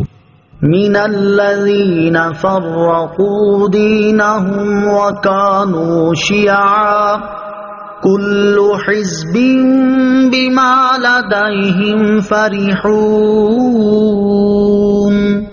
ترجمہ، ان ان لوگوں میں سے نہ ہونا جنہوں نے اپنے دین کو ٹکڑے ٹکڑے کر دیا اور خود گروہ گروہ بن گئے. ہر گروہ اس پر خوش ہے جو اس کے پاس ہے. من الذین فرقوا دینہم، ان لوگوں میں سے نہ ہونا جنہوں نے اپنے دین کو ٹکڑے ٹکڑے کر دیا، یعنی ان مشرک لوگوں میں سے نہ ہونا جنہوں نے معبود کے بارے میں اختلاف کر کے اپنے دین کو ٹکڑے ٹکڑے کر دیا اور خود گروہ گروہ بن گئے. ان میں سے ہر گروہ اپنے مذہب پر خوش ہے اور اپنے باطل کو حق گمان کرتا ہے. یاد رہے کہ اس آیت کا اسلامی فقہا کے اختلاف سے کچھ تعلق نہیں. حنفی، شافعی، مالکی اور حنبلی ہونا دین میں اختلاف نہیں بلکہ فروعی مسائل میں اختلاف ہے، اور یہ اختلاف بھی نفسانیت کی وجہ سے نہیں بلکہ تحقیق کی بنا پر ہے. البتہ اس آیت میں گمراہ فرقے ضرور داخل ہیں، خواہ وہ پرانے زمانے کے ہوں یا نئے زمانے کے. وَإِذَا مَسَّ النَّاسَ ضُرٌّ دَعَوْا رَبَّهُم مُنِيبِينَ إِلَيْهِ ثُمَّ إِذَا أَذَاقَهُم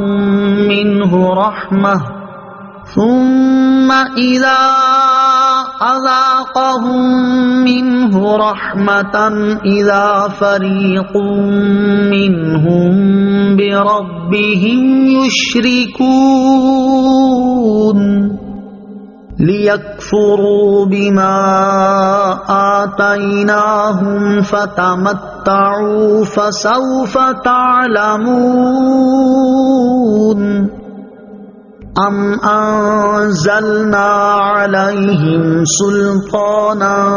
فَهُوَ يَتَكَلَّمُ بِمَا كَانُوا بِهِ يُشْرِكُونَ.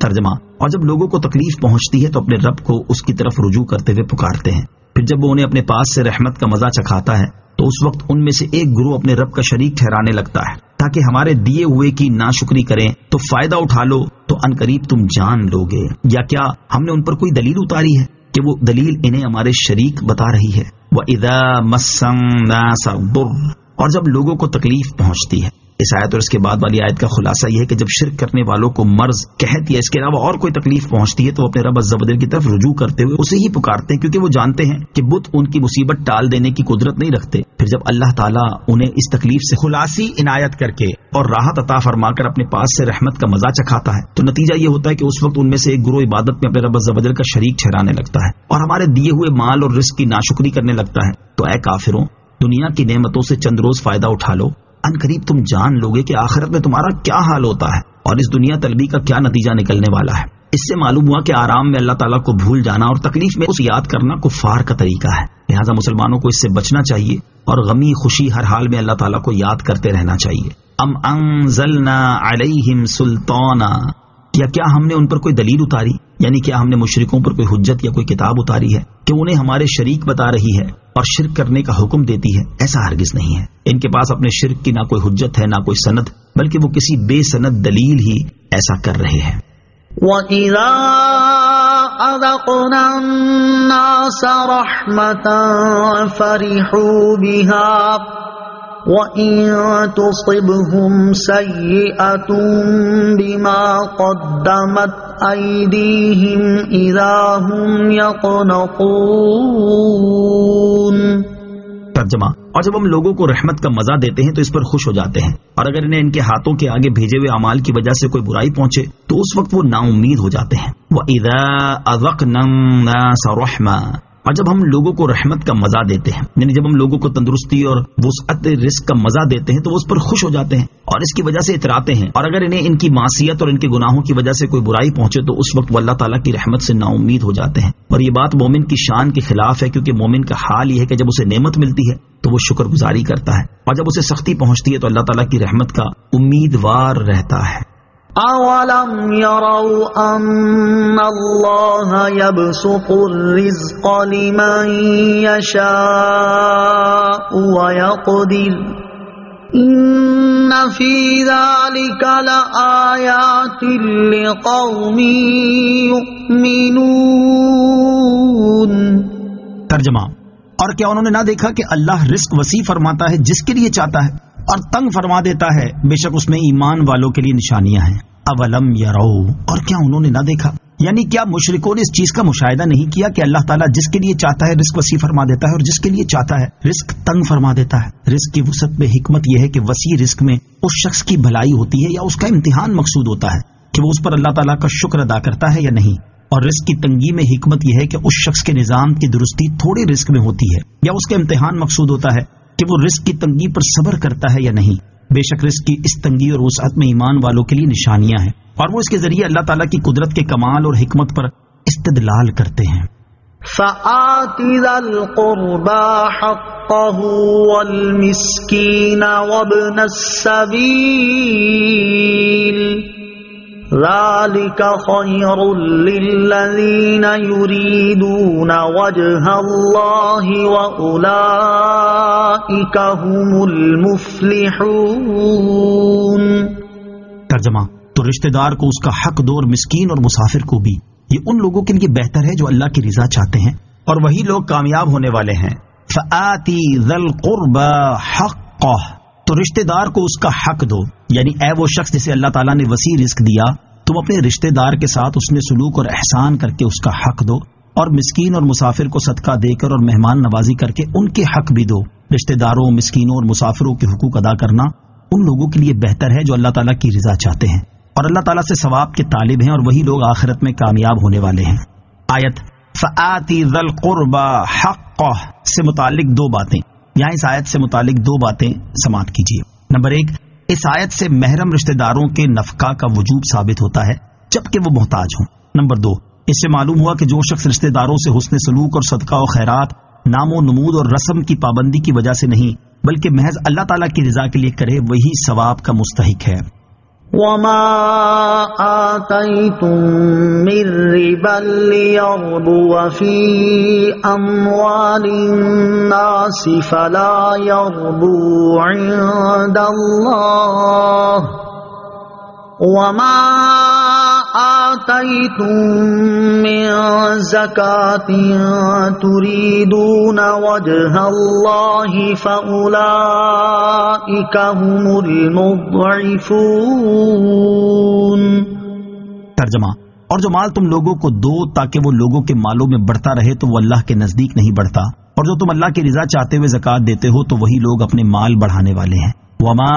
آتیتم، اور جو مال تم لوگوں کو دو۔ ایک قول یہ ہے کہ اس آیت میں وہی سود مراد ہے جسے سورہ بقرہ کی آیت نمبر 279 میں حرام فرمایا گیا ہے، یعنی تم قرض دے کر جو سود لیتے ہو اور اپنے مالوں میں اضافہ کرتے ہو تو وہ اللہ تعالیٰ کے نزدیک اضافہ نہیں ہے۔ اور ایک قول یہ ہے کہ یہاں وہ تحفے مراد ہیں جو اس نیت سے دیے جاتے ہیں کہ جسے تحفہ دیا وہ اس سے زیادہ دے گا۔ چنانچہ مفسرین فرماتے ہیں کہ لوگوں کا دستور تھا کہ وہ دوست، احباب اور شناسائی رکھنے والوں کو یا اور کسی کو اس نیت سے ہدیہ دیتے تھے کہ وہ انہیں اس سے زیادہ دے گا۔ یہ جائز تو ہے لیکن اس پر ثواب نہ ملے گا اور اس میں برکت نہ ہوگی کیونکہ یہ عمل خالصتاً اللہ تعالیٰ کے لیے نہیں ہوا۔ نیوتا اور تحفہ دینے والوں کے لیے نصیحت، اس آیت میں ان لوگوں کے لیے بڑی نصیحت ہے جو شادی بیاہ وغیرہ پر اپنے عزیز رشتہ داروں یا دوست احباب کو نیوتا اور تحائف وغیرہ دیتے ہیں، لیکن اس سے ان کا مقصد اللہ تعالیٰ کی رضا حاصل کرنا نہیں ہوتا، بلکہ یا تو اس لیے دیتے ہیں کہ لوگ زیادہ دینے پر ان کی خوب تعریف کریں، یا اس لیے دیتے ہیں کہ خاندان میں ان کی ناک اونچی رہے، یا صرف اس لیے دیتے ہیں کہ انہیں 5 کے 10,000 ملے۔ ایسے لوگ ثواب کے مستحق نہیں ہیں۔ وما آتیتم من زکاة تریدون وجہ اللہ، اور جو تم اللہ کی رضا چاہتے ہوئے زکوٰۃ دیتے ہو، یعنی جو لوگ اللہ تعالیٰ کی رضا چاہتے ہوئے زکوٰۃ اور دیگر صدقات دیتے ہیں کہ اس سے بدلہ لینا مقصود ہوتا ہے نہ نام و نمود، تو انہی لوگوں کا اجر و ثواب زیادہ ہوگا اور انہیں ایک نیکی کا ثواب 10 گنا زیادہ دیا جائے گا۔ زکوٰۃ اور صدقات اللہ تعالیٰ کی رضا حاصل کرنے کے لیے دیے جائیں۔ معلوم ہوا کہ اپنے مال کی زکوٰۃ دی جائے یا دیگر نفلی صدقات نکالے جائیں، سب میں صرف اللہ تعالیٰ کی رضا مقصد ہونا چاہیے تاکہ اس پر انہیں کثیر اجر و ثواب ملے، اور یہ مقصد نہ ہو کہ اس کے بدلے میں زکوٰۃ لینے والا ان کی خوب آؤ بھگت کرے، ان کا خدمت گار بن کر رہے اور ان کا ہر کام ایک ہی اشارے پر بجا لائے، ہر وقت ان کا احسان مند رہے، لوگوں میں ان کے نام کا خوب چرچا ہو اور لوگ ان کے صدقات وغیرہ کی کثرت پر تعریفوں کے پل باندھیں۔ اگر اس مقصد سے زکوٰۃ اور صدقات وغیرہ دیے تو ثواب ملنا تو دور کی بات، الٹا اس کے گناہوں کا میٹر تیز ہو جاتا ہے۔ لہذا زکوٰۃ دی جائے یا صدقات بہر صورت صرف اللہ تعالیٰ کی رضا حاصل کرنے کے لیے ہو، اس کے علاوہ کوئی اور مقصد نہ ہو۔ نیز جو لوگ زکوٰۃ کے حقداروں کو زکوٰۃ اور صدقات وغیرہ دیتے ہیں اور یہ دعویٰ کرتے ہیں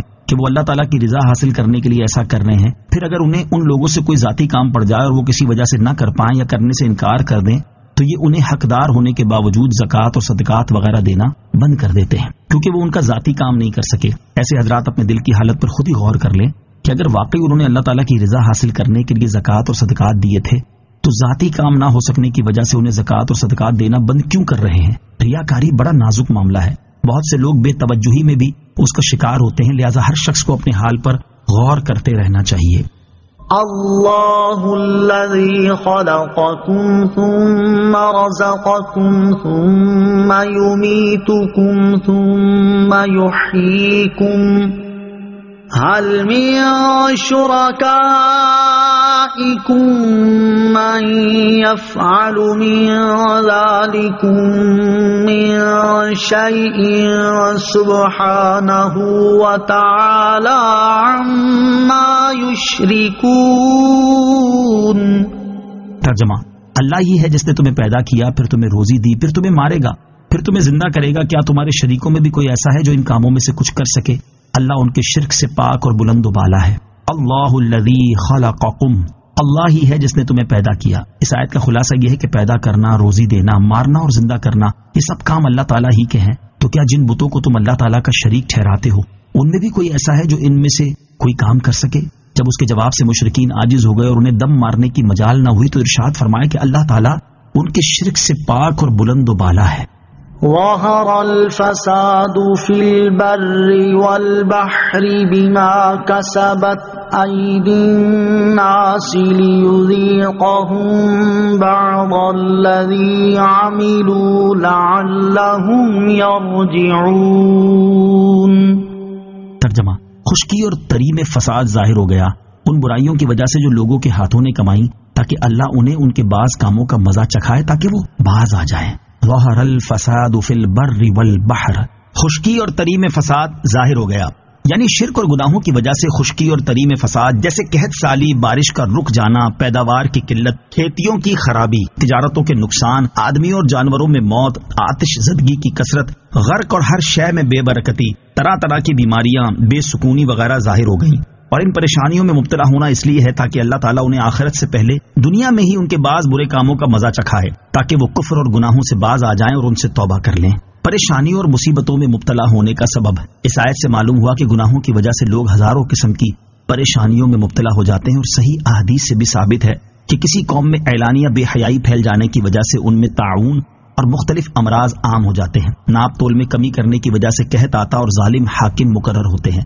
زکوٰۃ نہ دینے کی وجہ سے بارش رکتی ہے، اللہ تعالیٰ اور اس کے رسول کا عہد توڑنے کی وجہ سے دشمن مسلط ہو جاتا ہے، لوگوں کے مالوں پر جبری قبضہ کرنے کی وجہ سے اور اللہ تعالیٰ کی کتاب کے مطابق حکمرانوں کے فیصلے نہ کرنے کی وجہ سے لوگوں کے درمیان قتل و غارت گری ہوتی ہے، اور سود خوری کی وجہ سے زلزلے آتے اور شکلیں بگڑ جاتی ہیں۔ آیت اور احادیث کے خلاصے کو سامنے رکھتے ہوئے ہر ایک کو چاہیے کہ وہ موجودہ صورتحال پر غور کر لے کہ فی زمانہ بے حیائی عام ہونا، ناپ تول میں کمی کرنا، لوگوں کے اموال پر جبری قبضے کرنا، زکوٰۃ نہ دینا، جوا اور سود خوری وغیرہ، الغرض وہ کون سا گناہ ہے جو ہم میں عام نہیں، اور شاید انہی اعمال کا نتیجہ ہے کہ آج کل لوگ ایڈز، کینسر اور دیگر جان لیوا امراض میں مبتلا ہیں، ظالم حکمران ان پر مقرر ہیں، بارش رک جانے یا حد سے زیادہ آنے کی آفت کا یہ شکار ہیں، دشمن ان پر مسلط ہوتے جا رہے ہیں، قتل و غارت گری ان میں عام ہو چکی ہے، زلزلوں، طوفانوں اور سیلاب کی مصیبتوں میں یہ پھنسے ہوئے ہیں، تجارتی خسارے اور ہر چیز میں بے برکتی کا رونا یہ رو رہے ہیں۔ اللہ تعالیٰ ہمیں عقل سلیم عطا کرے اور اپنی بگڑی عملی حالت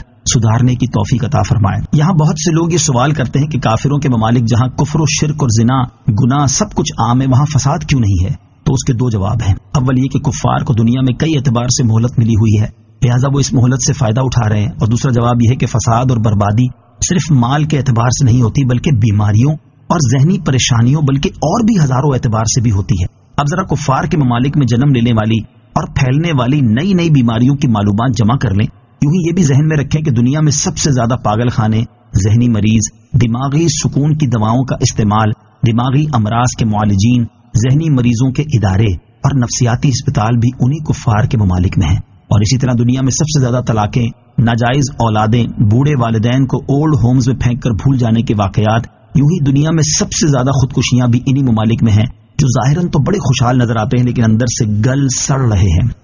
قل سیروا فی الارض فانظروا کیف کان عاقبۃ الذین من قبل کان اکثرهم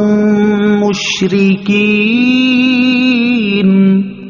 ترجمہ: تم فرماؤ زمین پر چل کر دیکھو ان سے پہلے لوگوں کا کیسا انجام ہوا، ان میں اکثر لوگ مشرک تھے۔ قل سیروا فی الارض، تم فرماؤ زمین پر چل کر دیکھو، یعنی اے حبیب صلی اللہ تعالی علیہ وسلم آپ فرما دے کہ اے مشرکوں تم اپنے سفر کے دوران عذاب یافتہ قوموں کی سرزمین پر چل کر عبرت کی نگاہ سے دیکھ لو کہ تم سے پہلے برے لوگوں کا انجام کیسا ہوا۔ ان میں اکثر لوگ مشرک اور باقی لوگ دیگر گناہوں میں مبتلا تھے۔ جب انہیں ان کے شرک اور گناہوں کی وجہ سے ہلاک اور برباد کر دیا گیا تو کفار قریش اور دیگر مشرکوں میں سے جو ان کے طریقے کو اختیار کیے ہوئے ہیں اور اپنے کفر پر قائم ہیں، یہ بھی ان کی طرح ہلاک اور برباد کر دیے جا سکتے ہیں۔ لہٰذا انہیں چاہیے کہ اللہ تعالیٰ کے عذاب سے ڈریں اور اپنے کفر و شرک سے باز آ جائیں۔ فَأَقِمْ وَجْهَكَ لِلدِّينِ الْقَيِّمِ مِنْ قَبْلِ أَنْ يَأْتِيَ يَوْمٌ لَا مَرَدَّ لَهُ مِنَ اللَّهِ يَوْمَئِذٍ يَصَّدَّعُونَ۔ ترجمہ: تو اس دن کے آنے سے پہلے اپنا منہ دین مستقیم کے لیے سیدھا کر لو۔ جس دن کو اللہ کی طرف ٹلنا نہیں ہے اس دن لوگ الگ الگ ہو جائیں گے۔ فَأَقِمْ وَجْهَكَ لِلدِّينِ الْقَيِّمِ، تو اپنا منہ دین مستقیم کے لیے سیدھا کر لو۔ اس آیت میں خطاب نبی کریم علیہ الصلوۃ والسلام سے ہے اور مراد آپ اور آپ کی امت ہے، اور معنی یہ ہے کہ قیامت کا دن آنے سے پہلے پہلے دین اسلام پر مضبوطی کے ساتھ قائم رہیں، دین اسلام کو پھیلانے میں مشغول رہیں اور کافروں کے ایمان نہ لانے پر غمزدہ نہ ہوں۔ اور قیامت کا دن ایسا ہے کہ اسے اللہ تعالیٰ کی طرف سے ٹلنا نہیں ہے، اور اس دن حساب کے بعد لوگ الگ الگ ہو جائیں گے کہ جنتی جنت کی طرف اور دوزخی دوزخ کی طرف چلے جائیں گے۔ من کفر فعلیہ کفرہ ومن عمل صالحا فلانفسہم یمہدون۔ ترجمہ: جس نے کفر کیا تو اس کے کفر کا وبال اسی پر ہے، اور جو اچھا کام کریں وہ اپنے ہی کے لیے تیاری کر رہے ہیں۔ من کفر فعلیہ کفرہ، جس نے کفر کیا تو اس کے کفر کا وبال اسی پر ہے، یعنی جس نے دنیا میں اللہ تعالیٰ کے ساتھ کفر کیا تو اس کے کفر کا وبال اسی پر ہے کہ اس کے کفر سے دوسرے نہ پکڑے جائیں گے بلکہ خود وہی پکڑا جائے گا، اور جو اچھا کام کریں وہ اپنے فائدے ہی کے لیے تیاری کر رہے ہیں کہ جنت کے درجات میں راحت و آرام پائیں گے۔ ہمارے اعمال کا فائدہ یا نقصان ہمیں ہی ہوگا۔ اس آیت سے معلوم ہوا کہ اللہ تعالیٰ ہمارے اعمال سے بے نیاز ہے، اور ہم جو اچھا یا برا عمل کریں گے اس کا فائدہ یا نقصان ہمیں ہی ہوگا۔ اسی چیز کو بیان کرتے ہوئے ایک اور مقام پر اللہ تعالیٰ ارشاد فرماتا ہے: ان احسنتم احسنتم لانفسکم وان اسأتم فلها۔ ترجمہ: اگر تم بھلائی کرو گے تو تم اپنے لیے ہی بہتر کرو گے، اور اگر تم برا کرو گے تو تمہاری جانوں کے لیے ہی ہوگا۔ اور ارشاد فرماتا ہے: من عمل صالحا فلنفسه ومن اساء فعليها وما ربك بظلام للعبید۔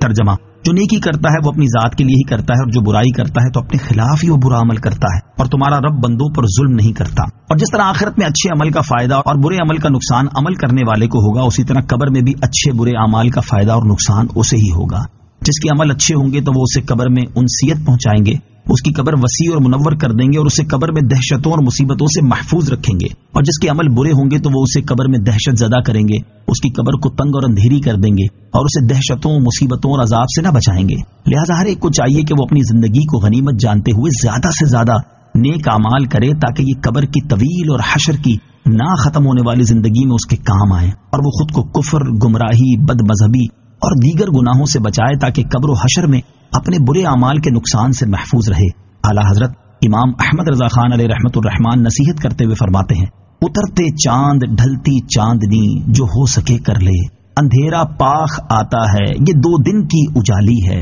اندھیرا گھر اکیلی جان دم گھٹتا دل اکتاتا، خدا کو یاد کر پیارے وہ ساتھ آنے والی ہے۔ لِيَجْزِيَ الَّذِينَ آمَنُوا وَعَمِلُوا الصَّالِحَاتِ مِن فَضْلِهِ إِنَّهُ لَا يُحِبُّ الْكَافِرِينَ۔ ترجمہ: تاکہ اللہ ان لوگوں کو اپنے فضل سے جزا عطا فرمائے جو ایمان لائے اور اچھے کام کیے، بے شک وہ کافروں کو پسند نہیں کرتا۔ لیجزی، تاکہ اللہ جزا عطا فرمائے۔ اس آیت کا ایک معنی یہ ہے کہ جو لوگ اچھا کام اور نیک عمل کر رہے ہیں وہ اپنے ہی فائدے کے لیے کر رہے ہیں تاکہ اللہ تعالیٰ اپنے فضل سے نیک اعمال کرنے والے مسلمانوں کو جزا عطا فرمائے۔ دوسرا معنی یہ ہے کہ قیامت کے دن لوگوں کو اس لیے الگ الگ کر دیا جائے گا تاکہ اللہ تعالیٰ اپنے فضل سے ان لوگوں کو صلہ عطا فرمائے جنہوں نے ایمان قبول کیا اور نیک اعمال کیے۔ بے شک اللہ تعالیٰ کافروں کو پسند نہیں کرتا بلکہ وہ کافر سے ناراض ہے اور اسے سخت سزا دے گا۔ نیک اعمال کی جزا ملنا محض اللہ تعالیٰ کا فضل ہے۔ اس سے معلوم ہوا کہ بندے کو اس کے نیک اعمال کا صلہ دینا اور نیک اعمال کے بدلے اسے ثواب اور جزا دینا اللہ تعالیٰ پر لازم نہیں، اور وہ نیک لوگوں کو ان کی نیکیوں کا جو بھی اجر عطا فرمائے گا وہ صرف اس کا فضل و کرم ہے۔ وَمِنْ آيَاتِهِ أَن يُرْسِلَ الرِّيَاحَ مُبَشِّرَاتٍ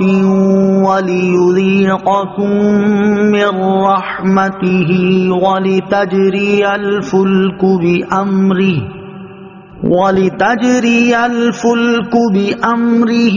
وَلِتَبْتَغُوا مِن فَضْلِهِ وَلَعَلَّكُمْ تَشْكُرُونَ۔ ترجمہ، اور اس کی نشانیوں میں سے ہے کہ وہ خوشخبری دیتی ہوئی ہوائیں بھیجتا ہے، اور تاکہ تمہیں اپنی رحمت کا مزہ چکھائے، اور تاکہ اس کے حکم سے کشتی چلے، اور تاکہ تم اس کا فضل تلاش کرو، اور تاکہ تم شکر گزار ہو جاؤ۔ وَمِنْ آيَاتِهِ، اور اس کی نشانیوں میں سے ہے۔ اس آیت کا خلاصہ یہ ہے کہ اللہ تعالیٰ کی وحدانیت اور قدرت کی نشانیوں میں سے ہے کہ وہ بارش اور پیداوار کی کثرت کی خوشخبری دیتی ہوئی ہوائیں بھیجتا ہے، اور وہ اس لیے ہوائیں بھیجتا ہے تاکہ تمہیں اپنی رحمت یعنی بارش کا مزہ چکھائے، اور وہ اس لیے ہوائیں بھیجتا ہے تاکہ ان کے ذریعے اللہ تعالیٰ کے حکم سے دریا میں کشتی چلے اور تم سمندری سفر کے ذریعے اس کا فضل یعنی رزق تلاش کرو، اور اس لیے کہ تم اللہ تعالیٰ کی نعمتوں کا حق مانو اور اس کی وحدانیت پر ایمان لا کر شکر گزار بندے بن جاؤ۔ وَلَقَدْ أَرْسَلْنَا مِن قَبْلِكَ رُسُلًا إِلَىٰ قَوْمِهِمْ فَجَاءُوهُم بِالْبَيِّنَاتِ فَانتَقَمْنَا مِنَ الَّذِينَ أَجْرَمُوا وَكَانَ حَقًّا عَلَيْنَا نَصْرُ الْمُؤْمِنِينَ۔ ترجمہ، اور بے شک ہم نے تم سے پہلے کتنے رسول ان کی قوم کی طرف بھیجے تو وہ ان کے پاس کھلی نشانیاں لائے، پھر ہم نے مجرموں سے انتقام لیا، اور مسلمانوں کی مدد کرنا ہمارے ذمہ کرم پر ہے۔ وَلَقَدْ أَرْسَلْنَا مِن قَبْلِكَ رُسُلًا إِلَىٰ قَوْمِهِمْ، اور بے شک ہم نے تم سے پہلے کتنے رسول ان کی قوم کی طرف بھیجے، یعنی اے حبیب صلی اللہ تعالیٰ علیہ وسلم، جس طرح ہم نے آپ کو آپ کی قوم کی طرف بھیجا اسی طرح ہم نے آپ سے پہلے کتنے رسول ان کی قوم کی طرف بھیجے، اور جس طرح آپ اپنی قوم کے پاس کھلی نشانیاں لے کر آئے اسی طرح وہ رسول بھی اپنی قوموں کے پاس کھلی نشانیاں لائے، اور جو ان رسولوں کی رسالت کی تصدیق پر واضح دلیل تھی، لیکن ان کی قوم میں سے بعض لوگ ایمان لائے اور بعض نے کفر کیا، پھر ان رسولوں پر ایمان نہ لانے کی وجہ سے ہم نے مجرموں سے انتقام لیا کہ دنیا میں انہیں عذاب میں مبتلا کر کے ہلاک کر دیا۔ اور اے حبیب صلی اللہ تعالیٰ علیہ وسلم، مسلمانوں کو نجات دینا اور کافروں کو ہلاک کرنا ہمارے ذمہ کرم پر ہے۔ آیت کے آخری حصے میں نبی کریم علیہ الصلوۃ والسلام کو آخرت کی کامیابی اور دشمنوں پر فتح و نصرت کی بشارت دی گئی ہے۔ مسلمان بھائی کی آبرو بچانے کی فضیلت حضرت ابو درداء رضی اللہ تعالی عنہ سے روایت ہے، رسول کریم علیہ الصلوۃ والسلام نے ارشاد فرمایا، جو مسلمان اپنے بھائی کی آبرو بچائے گا اللہ تعالیٰ اسے قیامت کے دن جہنم کی آگ سے بچائے گا۔ یہ فرما کر سرکار دو عالم علیہ الصلوۃ والسلام نے یہ آیت تلاوت فرمائی، کان حقا علینا نصر المؤمنین۔ ترجمہ، مسلمانوں کی مدد کرنا ہمارے ذمہ کرم پر ہے۔ اللہ الذی یرسل الریاح فتثیر سحابا فیبسطه فی السماء کیف یشاء فَيَبْسُطُهُ فِي السَّمَاءِ كَيْفَ يَشَاءُ وَيَجْعَلُهُ كِسَفًا فَتَرَى الْوَدْقَ يَخْرُجُ مِنْ خِلَالِهِ فَإِذَا أَصَابَ بِهِ مَن يَشَاءُ مِنْ عِبَادِهِ إِذَا هُمْ يَسْتَبْشِرُونَ وَإِن كَانُوا مِن قَبْلِ أَن يُنَزَّلَ عَلَيْهِم مِّن قَبْلِهِ لَمُبْلِسِينَ۔ ترجمہ، اللہ ہی ہے جو ہواؤں کو بھیجتا ہے تو وہ ہوائیں بادل ابھارتی ہیں، پھر اللہ اس بادل کو آسمان میں جیسا چاہتا ہے پھیلا دیتا ہے، اور کبھی اسے ٹکڑے ٹکڑے کر دیتا ہے تو دیکھتا ہے کہ اس کے بیچ میں سے بارش نکلتی ہے، پھر جب اپنے بندوں میں سے جسے چاہتا ہے اس تک وہ بارش پہنچاتا ہے تو جبھی وہ خوش ہو جاتے ہیں، اگرچہ اس بارش کے اتارے جانے سے پہلے وہ بڑے نا امید ہوتے ہیں۔ اللہ الذی یرسل الریاح، اللہ ہی ہے جو ہواؤں کو بھیجتا ہے۔ اس آیت اور اس کے بعد والی آیت کا خلاصہ یہ ہے کہ اللہ تعالیٰ ہی اپنی حکمت کے موافق ہواؤں کو بھیجتا ہے تو وہ ہوائیں بادل اٹھا کر لاتی ہیں، پھر اللہ تعالیٰ اپنی مشیت کے مطابق کبھی اس بادل کو آسمان میں پھیلا دیتا ہے کہ ہر طرف بادل چھائے ہوتے ہیں اور کبھی اسے ٹکڑے ٹکڑے کر دیتا ہے کہ کہیں بادل اور کہیں خالی جگہ ہوتی ہے، اور اللہ تعالیٰ کے حکم سے اس بادل کے بیچ میں سے بارش نکلتی نظر آتی ہے۔ پھر جب اللہ تعالیٰ اپنے بندوں میں سے جن کے شہروں اور سرزمین کی طرف چاہتا ہے ان تک وہ بارش پہنچاتا ہے، اور جب بارش ہوتی ہے تو وہ بندے خوش ہو جاتے ہیں، حالانکہ اس بارش کے نازل کیے جانے سے پہلے وہ لوگ بارش ہونے سے بڑے نا امید ہو چکے ہوتے ہیں۔ فانظر إلى آثار رحمت اللہ کیف یحیی الارض بعد موتها ان ذلك لمحیی الموتى وهو على كل شيء قدیر۔ ترجمہ، تو اللہ کی رحمت کے نشانات دیکھو کہ وہ کس طرح زمین کو مردہ ہونے کے بعد زندہ کرتا ہے، بے شک وہ مردوں کو زندہ کرنے والا ہے اور وہ ہر شے پر قادر ہے۔ فانظر الی آثار رحمت اللہ، تو اللہ کی رحمت کے نشانات دیکھو۔ ارشاد فرمایا کہ اے لوگو، اللہ تعالیٰ کی رحمت یعنی بارش نازل ہونے پر مرتب ہونے والے نشانات دیکھو کہ بارش زمین کو سیراب کرتی ہے، پھر اس سے سبزہ نکلتا ہے، سبزے سے پھل پیدا ہوتے ہیں اور پھلوں میں غذائیت ہوتی ہے، اور اس سے جانداروں کے جسمانی نظام کو مدد پہنچتی ہے۔ اور یہ دیکھو کہ اللہ تعالیٰ یہ سبزے اور پھل پیدا کر کے کس طرح خشک ہو جانے والی زمین کو سرسبز و شاداب بنا دیتا ہے، اور جس نے خشک زمین کو سرسبز کر دیا وہ بے شک مردوں کو زندہ کرے گا، اور وہ ہر اس چیز پر قادر ہے جو اس کی قدرت کے تحت آنے کی صلاحیت رکھتی ہے۔ وَلَئِنْ أَرْسَلْنَا رِيحًا فَرَأَوْهُ مُصْفَرًّا لَظَلُّوا مِنْ بَعْدِهِ يَكْفُرُونَ۔ ترجمہ، اور اگر ہم کوئی ہوا بھیجیں جس سے وہ کھیتی کو زرد دیکھیں تو ضرور اس کے بعد ناشکری کرنے لگیں گے۔ وَلَئِنْ أَرْسَلْنَا رِيحًا، اور اگر ہم کوئی ہوا بھیجیں، اس سے پہلی آیات میں بیان ہوا کہ بارش رک جانے سے لوگ مایوس ہو جاتے ہیں اور بارش ہوتی دیکھ کر خوش ہو جاتے ہیں، اور اس آیت میں بیان فرمایا کہ ان کی حالت ہمیشہ نہیں رہتی، بلکہ اگر ہم کوئی ایسی ہوا بھیجیں جو کھیتی اور سبزے کے لیے نقصان دہ ہو، پھر وہ کھیتی کو سرسبز و شاداب ہونے کے بعد زرد دیکھیں تو ضرور کھیتی زرد ہونے کے بعد ناشکری کرنے لگیں گے اور پہلی نعمت سے بھی مکر جائیں گے۔ مراد یہ ہے کہ ان لوگوں کی حالت یہ ہے کہ جب انہیں رحمت پہنچتی ہے، رزق ملتا ہے تو وہ خوش ہو جاتے ہیں، اور جب کوئی سختی آتی ہے، کھیتی خراب ہوتی ہے تو پہلی نعمتوں سے بھی مکر جاتے ہیں، حالانکہ انہیں چاہیے تو یہ تھا کہ وہ اللہ تعالیٰ پر توکل کرتے، اور جب نعمت پہنچتی تو شکر بجا لاتے، اور جب بلا آتی تو صبر کرتے اور دعا و استغفار میں مشغول ہو جاتے۔ فَإِنَّكَ لَا تُسْمِعُ الْمَوْتَى وَلَا تُسْمِعُ الصُّمَّ الدُّعَاءَ إِذَا وَلَّوْا مُدْبِرِينَ۔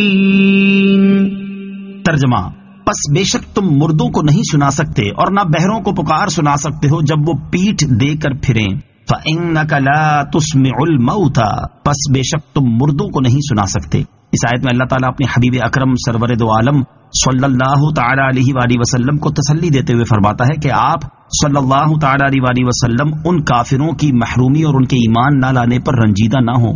کیونکہ جن کے دل مر چکے اور ان سے کسی طرح حق بات کو قبول کرنے کی توقع نہیں رہی، آپ انہیں حق بات نہیں سنا سکتے۔ اسی طرح جو لوگ حق بات سننے سے بہرے ہوں اور بہرے بھی ایسے کہ پیٹھ دے کر پھر گئے اور ان سے کسی طرح سمجھنے کی امید نہیں، تو آپ ان بہروں کو حق کی کوئی پکار نہیں سنا سکتے۔ اس آیت سے بعض لوگوں نے مردوں کے نہ سننے پر استدلال کیا ہے، مگر یہ استدلال صحیح نہیں، کیونکہ یہاں مردوں سے مراد موت کا شکار ہونے والے لوگ نہیں بلکہ مردہ دل کفار مراد ہے، جن کے دل مرے ہوئے ہیں، جو دنیا میں زندگی تو رکھتے ہیں مگر واعظ و نصیحت سے فائدہ حاصل نہیں کرتے، اس لیے انہیں مردوں سے تشبیہ دی گئی کیونکہ مردے عمل کے مقام سے گزر گئے ہوتے ہیں اور وہ واعظ و نصیحت سے فائدہ حاصل نہیں کر سکتے ہیں، لہٰذا اس آیت سے مردوں کے نہ سننے پر دلیل پیش کرنا درست نہیں، اور بکثرت احادیث سے مردوں کا سننا اور اپنی قبروں پر زیارت کے لیے آنے والوں کو پہچاننا ثابت ہے۔ نوٹ، اس کے بارے میں مزید تفصیل سورہ نمل کی آیت نمبر 80 اور 81 کے تحت مذکور تفسیر میں سماعت فرمائیں۔ وَمَا أَنْتَ بِهَادِ الْعُمْيِ عَنْ ضَلَالَتِهِمْ إِن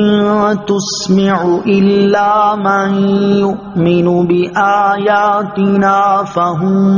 مُسْلِمُونَ۔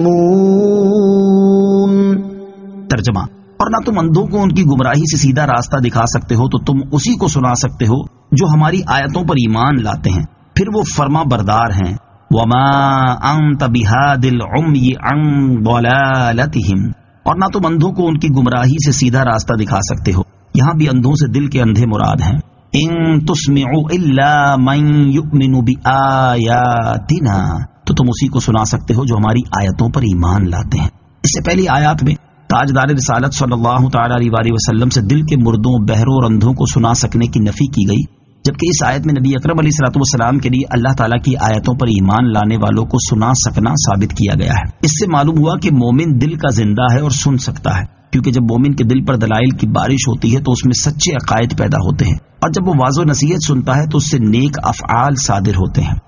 اللہ الذی خلقکم من ضعف ثم جعل من بعد ضعف قوة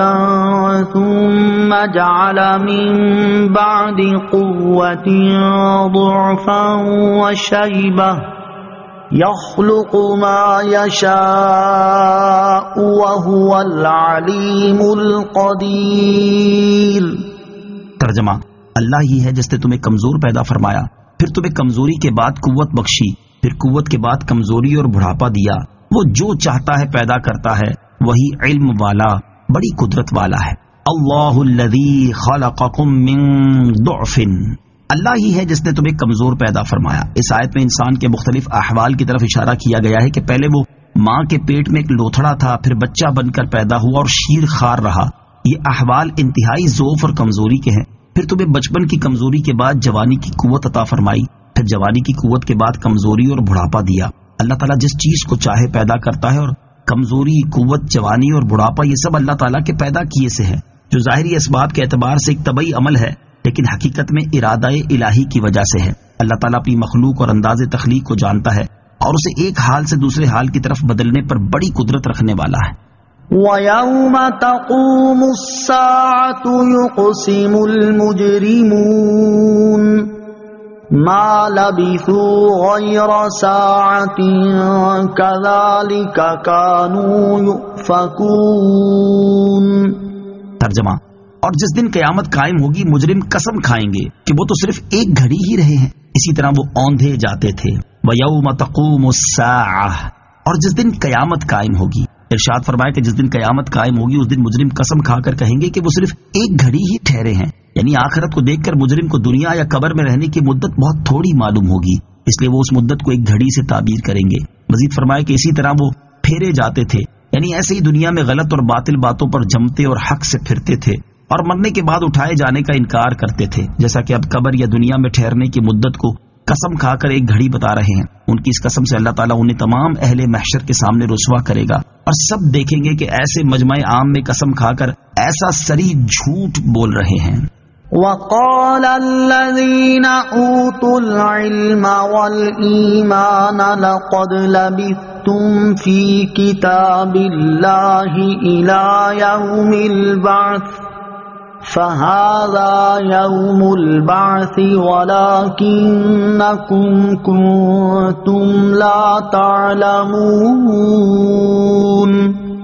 ترجمہ: اور جنہیں علم اور ایمان دیا گیا وہ کہیں گے بے شک اللہ کے لکھے ہوئے میں تم مرنے کے بعد اٹھنے کے دن تک رہے ہو، تو یہ مرنے کے بعد اٹھنے کا دن ہے لیکن تم نہ جانتے تھے۔ وقال الذین اوتوا العلم والایمان، اور جنہیں علم اور ایمان دیا گیا وہ کہیں گے، یعنی انبیاء کرام علیہ السلام، فرشتے اور مومنین ان کا رد کریں گے اور فرمائیں گے کہ تم جھوٹ کہتے ہو، بے شک جو اللہ تعالیٰ نے اپنے سابق علم لوح محفوظ میں لکھا ہوا ہے کہ تم مرنے کے بعد اٹھنے کے دن تک وہاں ٹھہرے ہو، اور اب جہاں تم موجود ہو وہ مرنے کے بعد اٹھنے کا دن یعنی قیامت کا دن ہے، جس کا تم دنیا میں انکار کرتے تھے اور تم نہ جانتے تھے کہ یہ حق ہے اور ضرور واقع ہوگا۔ اب تم نے جان لیا کہ وہ دن آ گیا اور اس کا آنا حق تھا، لیکن اب اس وقت کا جاننا تمہیں کوئی نفع نہ دے گا۔ فَيَوْمَئِذٍ لَا يَنفَعُ الَّذِينَ ظَلَمُوا مَعْذِرَتُهُمْ وَلَا هُمْ يُسْتَعْتَبُونَ۔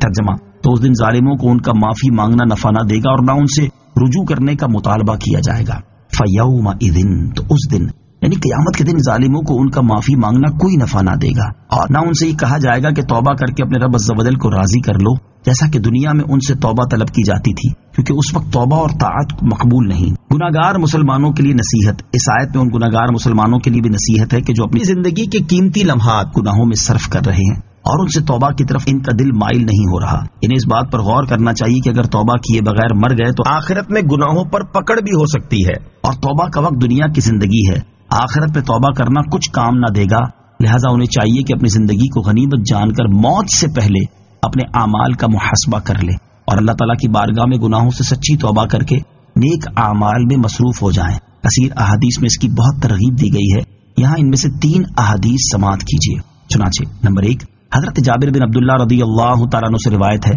رسول اللہ صلی اللہ تعالیٰ علیہ وسلم نے ارشاد فرمایا، اے لوگو، مرنے سے پہلے اللہ تعالیٰ کی بارگاہ میں توبہ کر لو اور مشغولیت سے پہلے نیک اعمال میں جلدی کر لو۔ نمبر 2، حضرت عبداللہ بن عباس رضی اللہ تعالیٰ عنہ سے روایت ہے، حضور اقدس صلی اللہ تعالیٰ علیہ وسلم نے ایک شخص سے نصیحت کرتے ہوئے ارشاد فرمایا کہ 5 چیزوں کو 5 چیزوں سے پہلے غنیمت جانو۔ نمبر 1، بڑھاپے سے پہلے جوانی کو۔ نمبر 2، بیماری سے پہلے تندرستی کو۔ نمبر 3، فقیری سے پہلے مالداری کو۔ نمبر 4، مشغولیت سے پہلے فرصت کو۔ نمبر 5، اور اپنی موت سے پہلے زندگی کو۔ حدیث نمبر 3، حضرت شداد بن اوس رضی اللہ تعالیٰ عنہ سے روایت ہے، حضور پر نور علیہ الصلوۃ والسلام نے ارشاد فرمایا، عقل مند وہ شخص ہے جو اپنا محاسبہ کرے اور موت کے بعد کے لیے عمل کرے، جبکہ عاجز وہ ہے جو اپنے آپ کو خواہشات کے پیچھے لگا دے اور اللہ تعالیٰ سے امید رکھے۔ امام ترمذی رحمۃ اللہ تعالی فرماتے ہیں، اس حدیث میں مذکور الفاظ من دان نفسہ کا مطلب قیامت کے حساب سے پہلے دنیا ہی میں نفس کا محاسبہ کرنا ہے۔ حضرت عمر فاروق رضی اللہ تعالیٰ عنہ فرماتے ہیں کہ اپنے نفسوں کا محاسبہ کرو اس سے پہلے کہ تمہارا محاسبہ کیا جائے، اور بڑی پیشی کے لیے تیار ہو جاؤ۔ قیامت کے دن اس آدمی کا حساب آسان ہوگا جس نے دنیا ہی میں اپنا حساب کر لیا۔ حضرت میمون بن مہران رضی اللہ تعالیٰ عنہ فرماتے کہ بندہ اس وقت تک پرہیزگار شمار نہیں ہوتا جب تک اپنے نفس کا ایسے محاسبہ نہ کرے جیسے اپنے شریک کا کرتا ہے کہ اس نے کہاں سے کھایا اور کہاں سے پہنا۔ اللہ تعالیٰ ہر مسلمان کو اپنے اعمال کا محاسبہ کرنے، گناہوں سے بچنے، توبہ کرنے اور نیک اعمال میں مصروف ہونے کی توفیق عطا فرمائے، آمین۔ وَلَقَدْ ضَرَبْنَا لِلنَّاسِ فِي هَذَا الْقُرْآنِ مِنْ كُلِّ مَثَلٍ وَلَئِنْ جِئْتَهُمْ بِآيَةٍ لَيَقُولَنَّ الَّذِينَ كَفَرُوا إِنْ أَنْتُمْ إِلَّا مُبْطِلُونَ۔ ترجمہ، اور بے شک ہم نے لوگوں کے لیے اس قرآن میں ہر قسم کی مثال بیان فرمائی، اور اگر تم ان کے پاس کوئی نشانی لاؤ تو ضرور کافر کہیں گے تم تو نہیں مگر باطل پر۔ وَلَقَدْ ضَرَبْنَا لِلنَّاسِ فِي هَذَا الْقُرْآنِ مِنْ كُلِّ مَثَلٍ، اور بے شک ہم نے لوگوں کے لیے اس قرآن میں ہر قسم کی مثال بیان فرمائی، یعنی ہم نے اس قرآن میں لوگوں کے لیے ہر طرح کی مثال بیان فرما دی جس کی انہیں دین اور دنیا میں حاجت ہے، اور اس میں غور و فکر اور تدبر کرنے والا ہدایت اور نصیحت حاصل کر سکتا ہے۔ اور مثالیں اس لیے بیان فرمائی گئی کہ کافروں کو تنبیہ ہو اور انہیں عذاب سے ڈرانا اپنے کمال کو پہنچے، لیکن انہوں نے اپنی سیاہ باطنی اور سخت دلی کے باعث کچھ بھی فائدہ نہ اٹھایا، بلکہ جب کوئی آیت قرآن آئی اس کو جھٹلا دیا اور اس کا انکار کر دیا۔ گناہ کے 3 درجے۔ صوفیہ فرماتے کہ گناہ کے 3 درجے ہیں۔ ادنا درجہ یہ ہے کہ مجرم اپنے آپ کو گناہگار جانتا ہوا گناہ کرے اور سمجھانے پر کم از کم شرمندہ ہو جائے، اس کی معافی انشاءاللہ ہو جائے گی۔ اس سے اوپر درجہ یہ ہے کہ انسان اپنے گناہوں سے لاپرواہ ہو جائے، گناہ کرے نادم نہ ہو، کبھی یہ سوچے بھی نہیں کہ میں کیا کر رہا ہوں۔ اس بیماری سے شفا بمشکل ہوتی ہے۔ اس کے اوپر یہ کہ اپنے گناہوں کو اچھا سمجھے، دوسروں کی نیکیوں کو برا جانے، گناہوں پر فخر کرے اور نیکیوں پر طعنا کرے، یہ دل کی مہر کا باعث ہے۔ یہاں آیت میں کفار کا یہی 3 درجہ بیان ہوا ہے۔ كَذَلِكَ يَطْبَعُ اللَّهُ عَلَى قُلُوبِ الَّذِينَ لَا يَعْلَمُونَ فَاصْبِرْ إِنَّ وَعْدَ اللَّهِ حَقٌّ وَلَا يَسْتَخِفَّنَّكَ الَّذِينَ لَا يُوقِنُونَ۔ ترجمہ، اسی طرح اللہ جاہلوں کے دلوں پر مہر لگا دیتا ہے، تو صبر کرو، بے شک اللہ کا وعدہ سچا ہے اور یقین نہ کرنے والے تمہیں تیش پر نہ ابھاریں۔ کذالک، اسی طرح، یعنی جس طرح ان لوگوں کے دلوں پر مہر لگا دی، اسی طرح ان جاہلوں کے دلوں پر بھی اللہ تعالیٰ مہر لگا دیتا ہے، جن کے بارے میں جانتا ہے کہ وہ گمراہی اختیار کریں گے اور حق والوں کو باطل پر بتائیں گے۔ فاصبر، تو صبر کرو، یعنی اے حبیب صلی اللہ تعالی علیہ وآلہ وسلم، آپ ان کفار کی ایذا اور عداوت پر صبر کریں۔ بے شک آپ علیہ الصلوۃ والسلام کی مدد فرمانے کا اور دین اسلام کو تمام دینوں پر غالب کرنے کا اللہ تعالیٰ نے جو وعدہ فرمایا وہ سچا ہے، اور یہ وعدہ ضرور پورا ہوگا۔ اور یہ لوگ جنہیں آخرت کا یقین نہیں ہے اور قیامت کے دن دوبارہ زندہ کیے جانے اور حساب کے منکر ہیں، ان کی شدتیں اور ان کے انکار اور کی نالائق حرکات آپ علیہ الصلوۃ والسلام کے لیے تیش اور رنج کا باعث نہ ہوں، اور ایسا نہ ہو کہ آپ علیہ الصلوۃ والسلام ان کے حق میں عذاب کی دعا کرنے میں جلدی فرما دیں۔ آمنت باللہ صدق اللہ العظیم.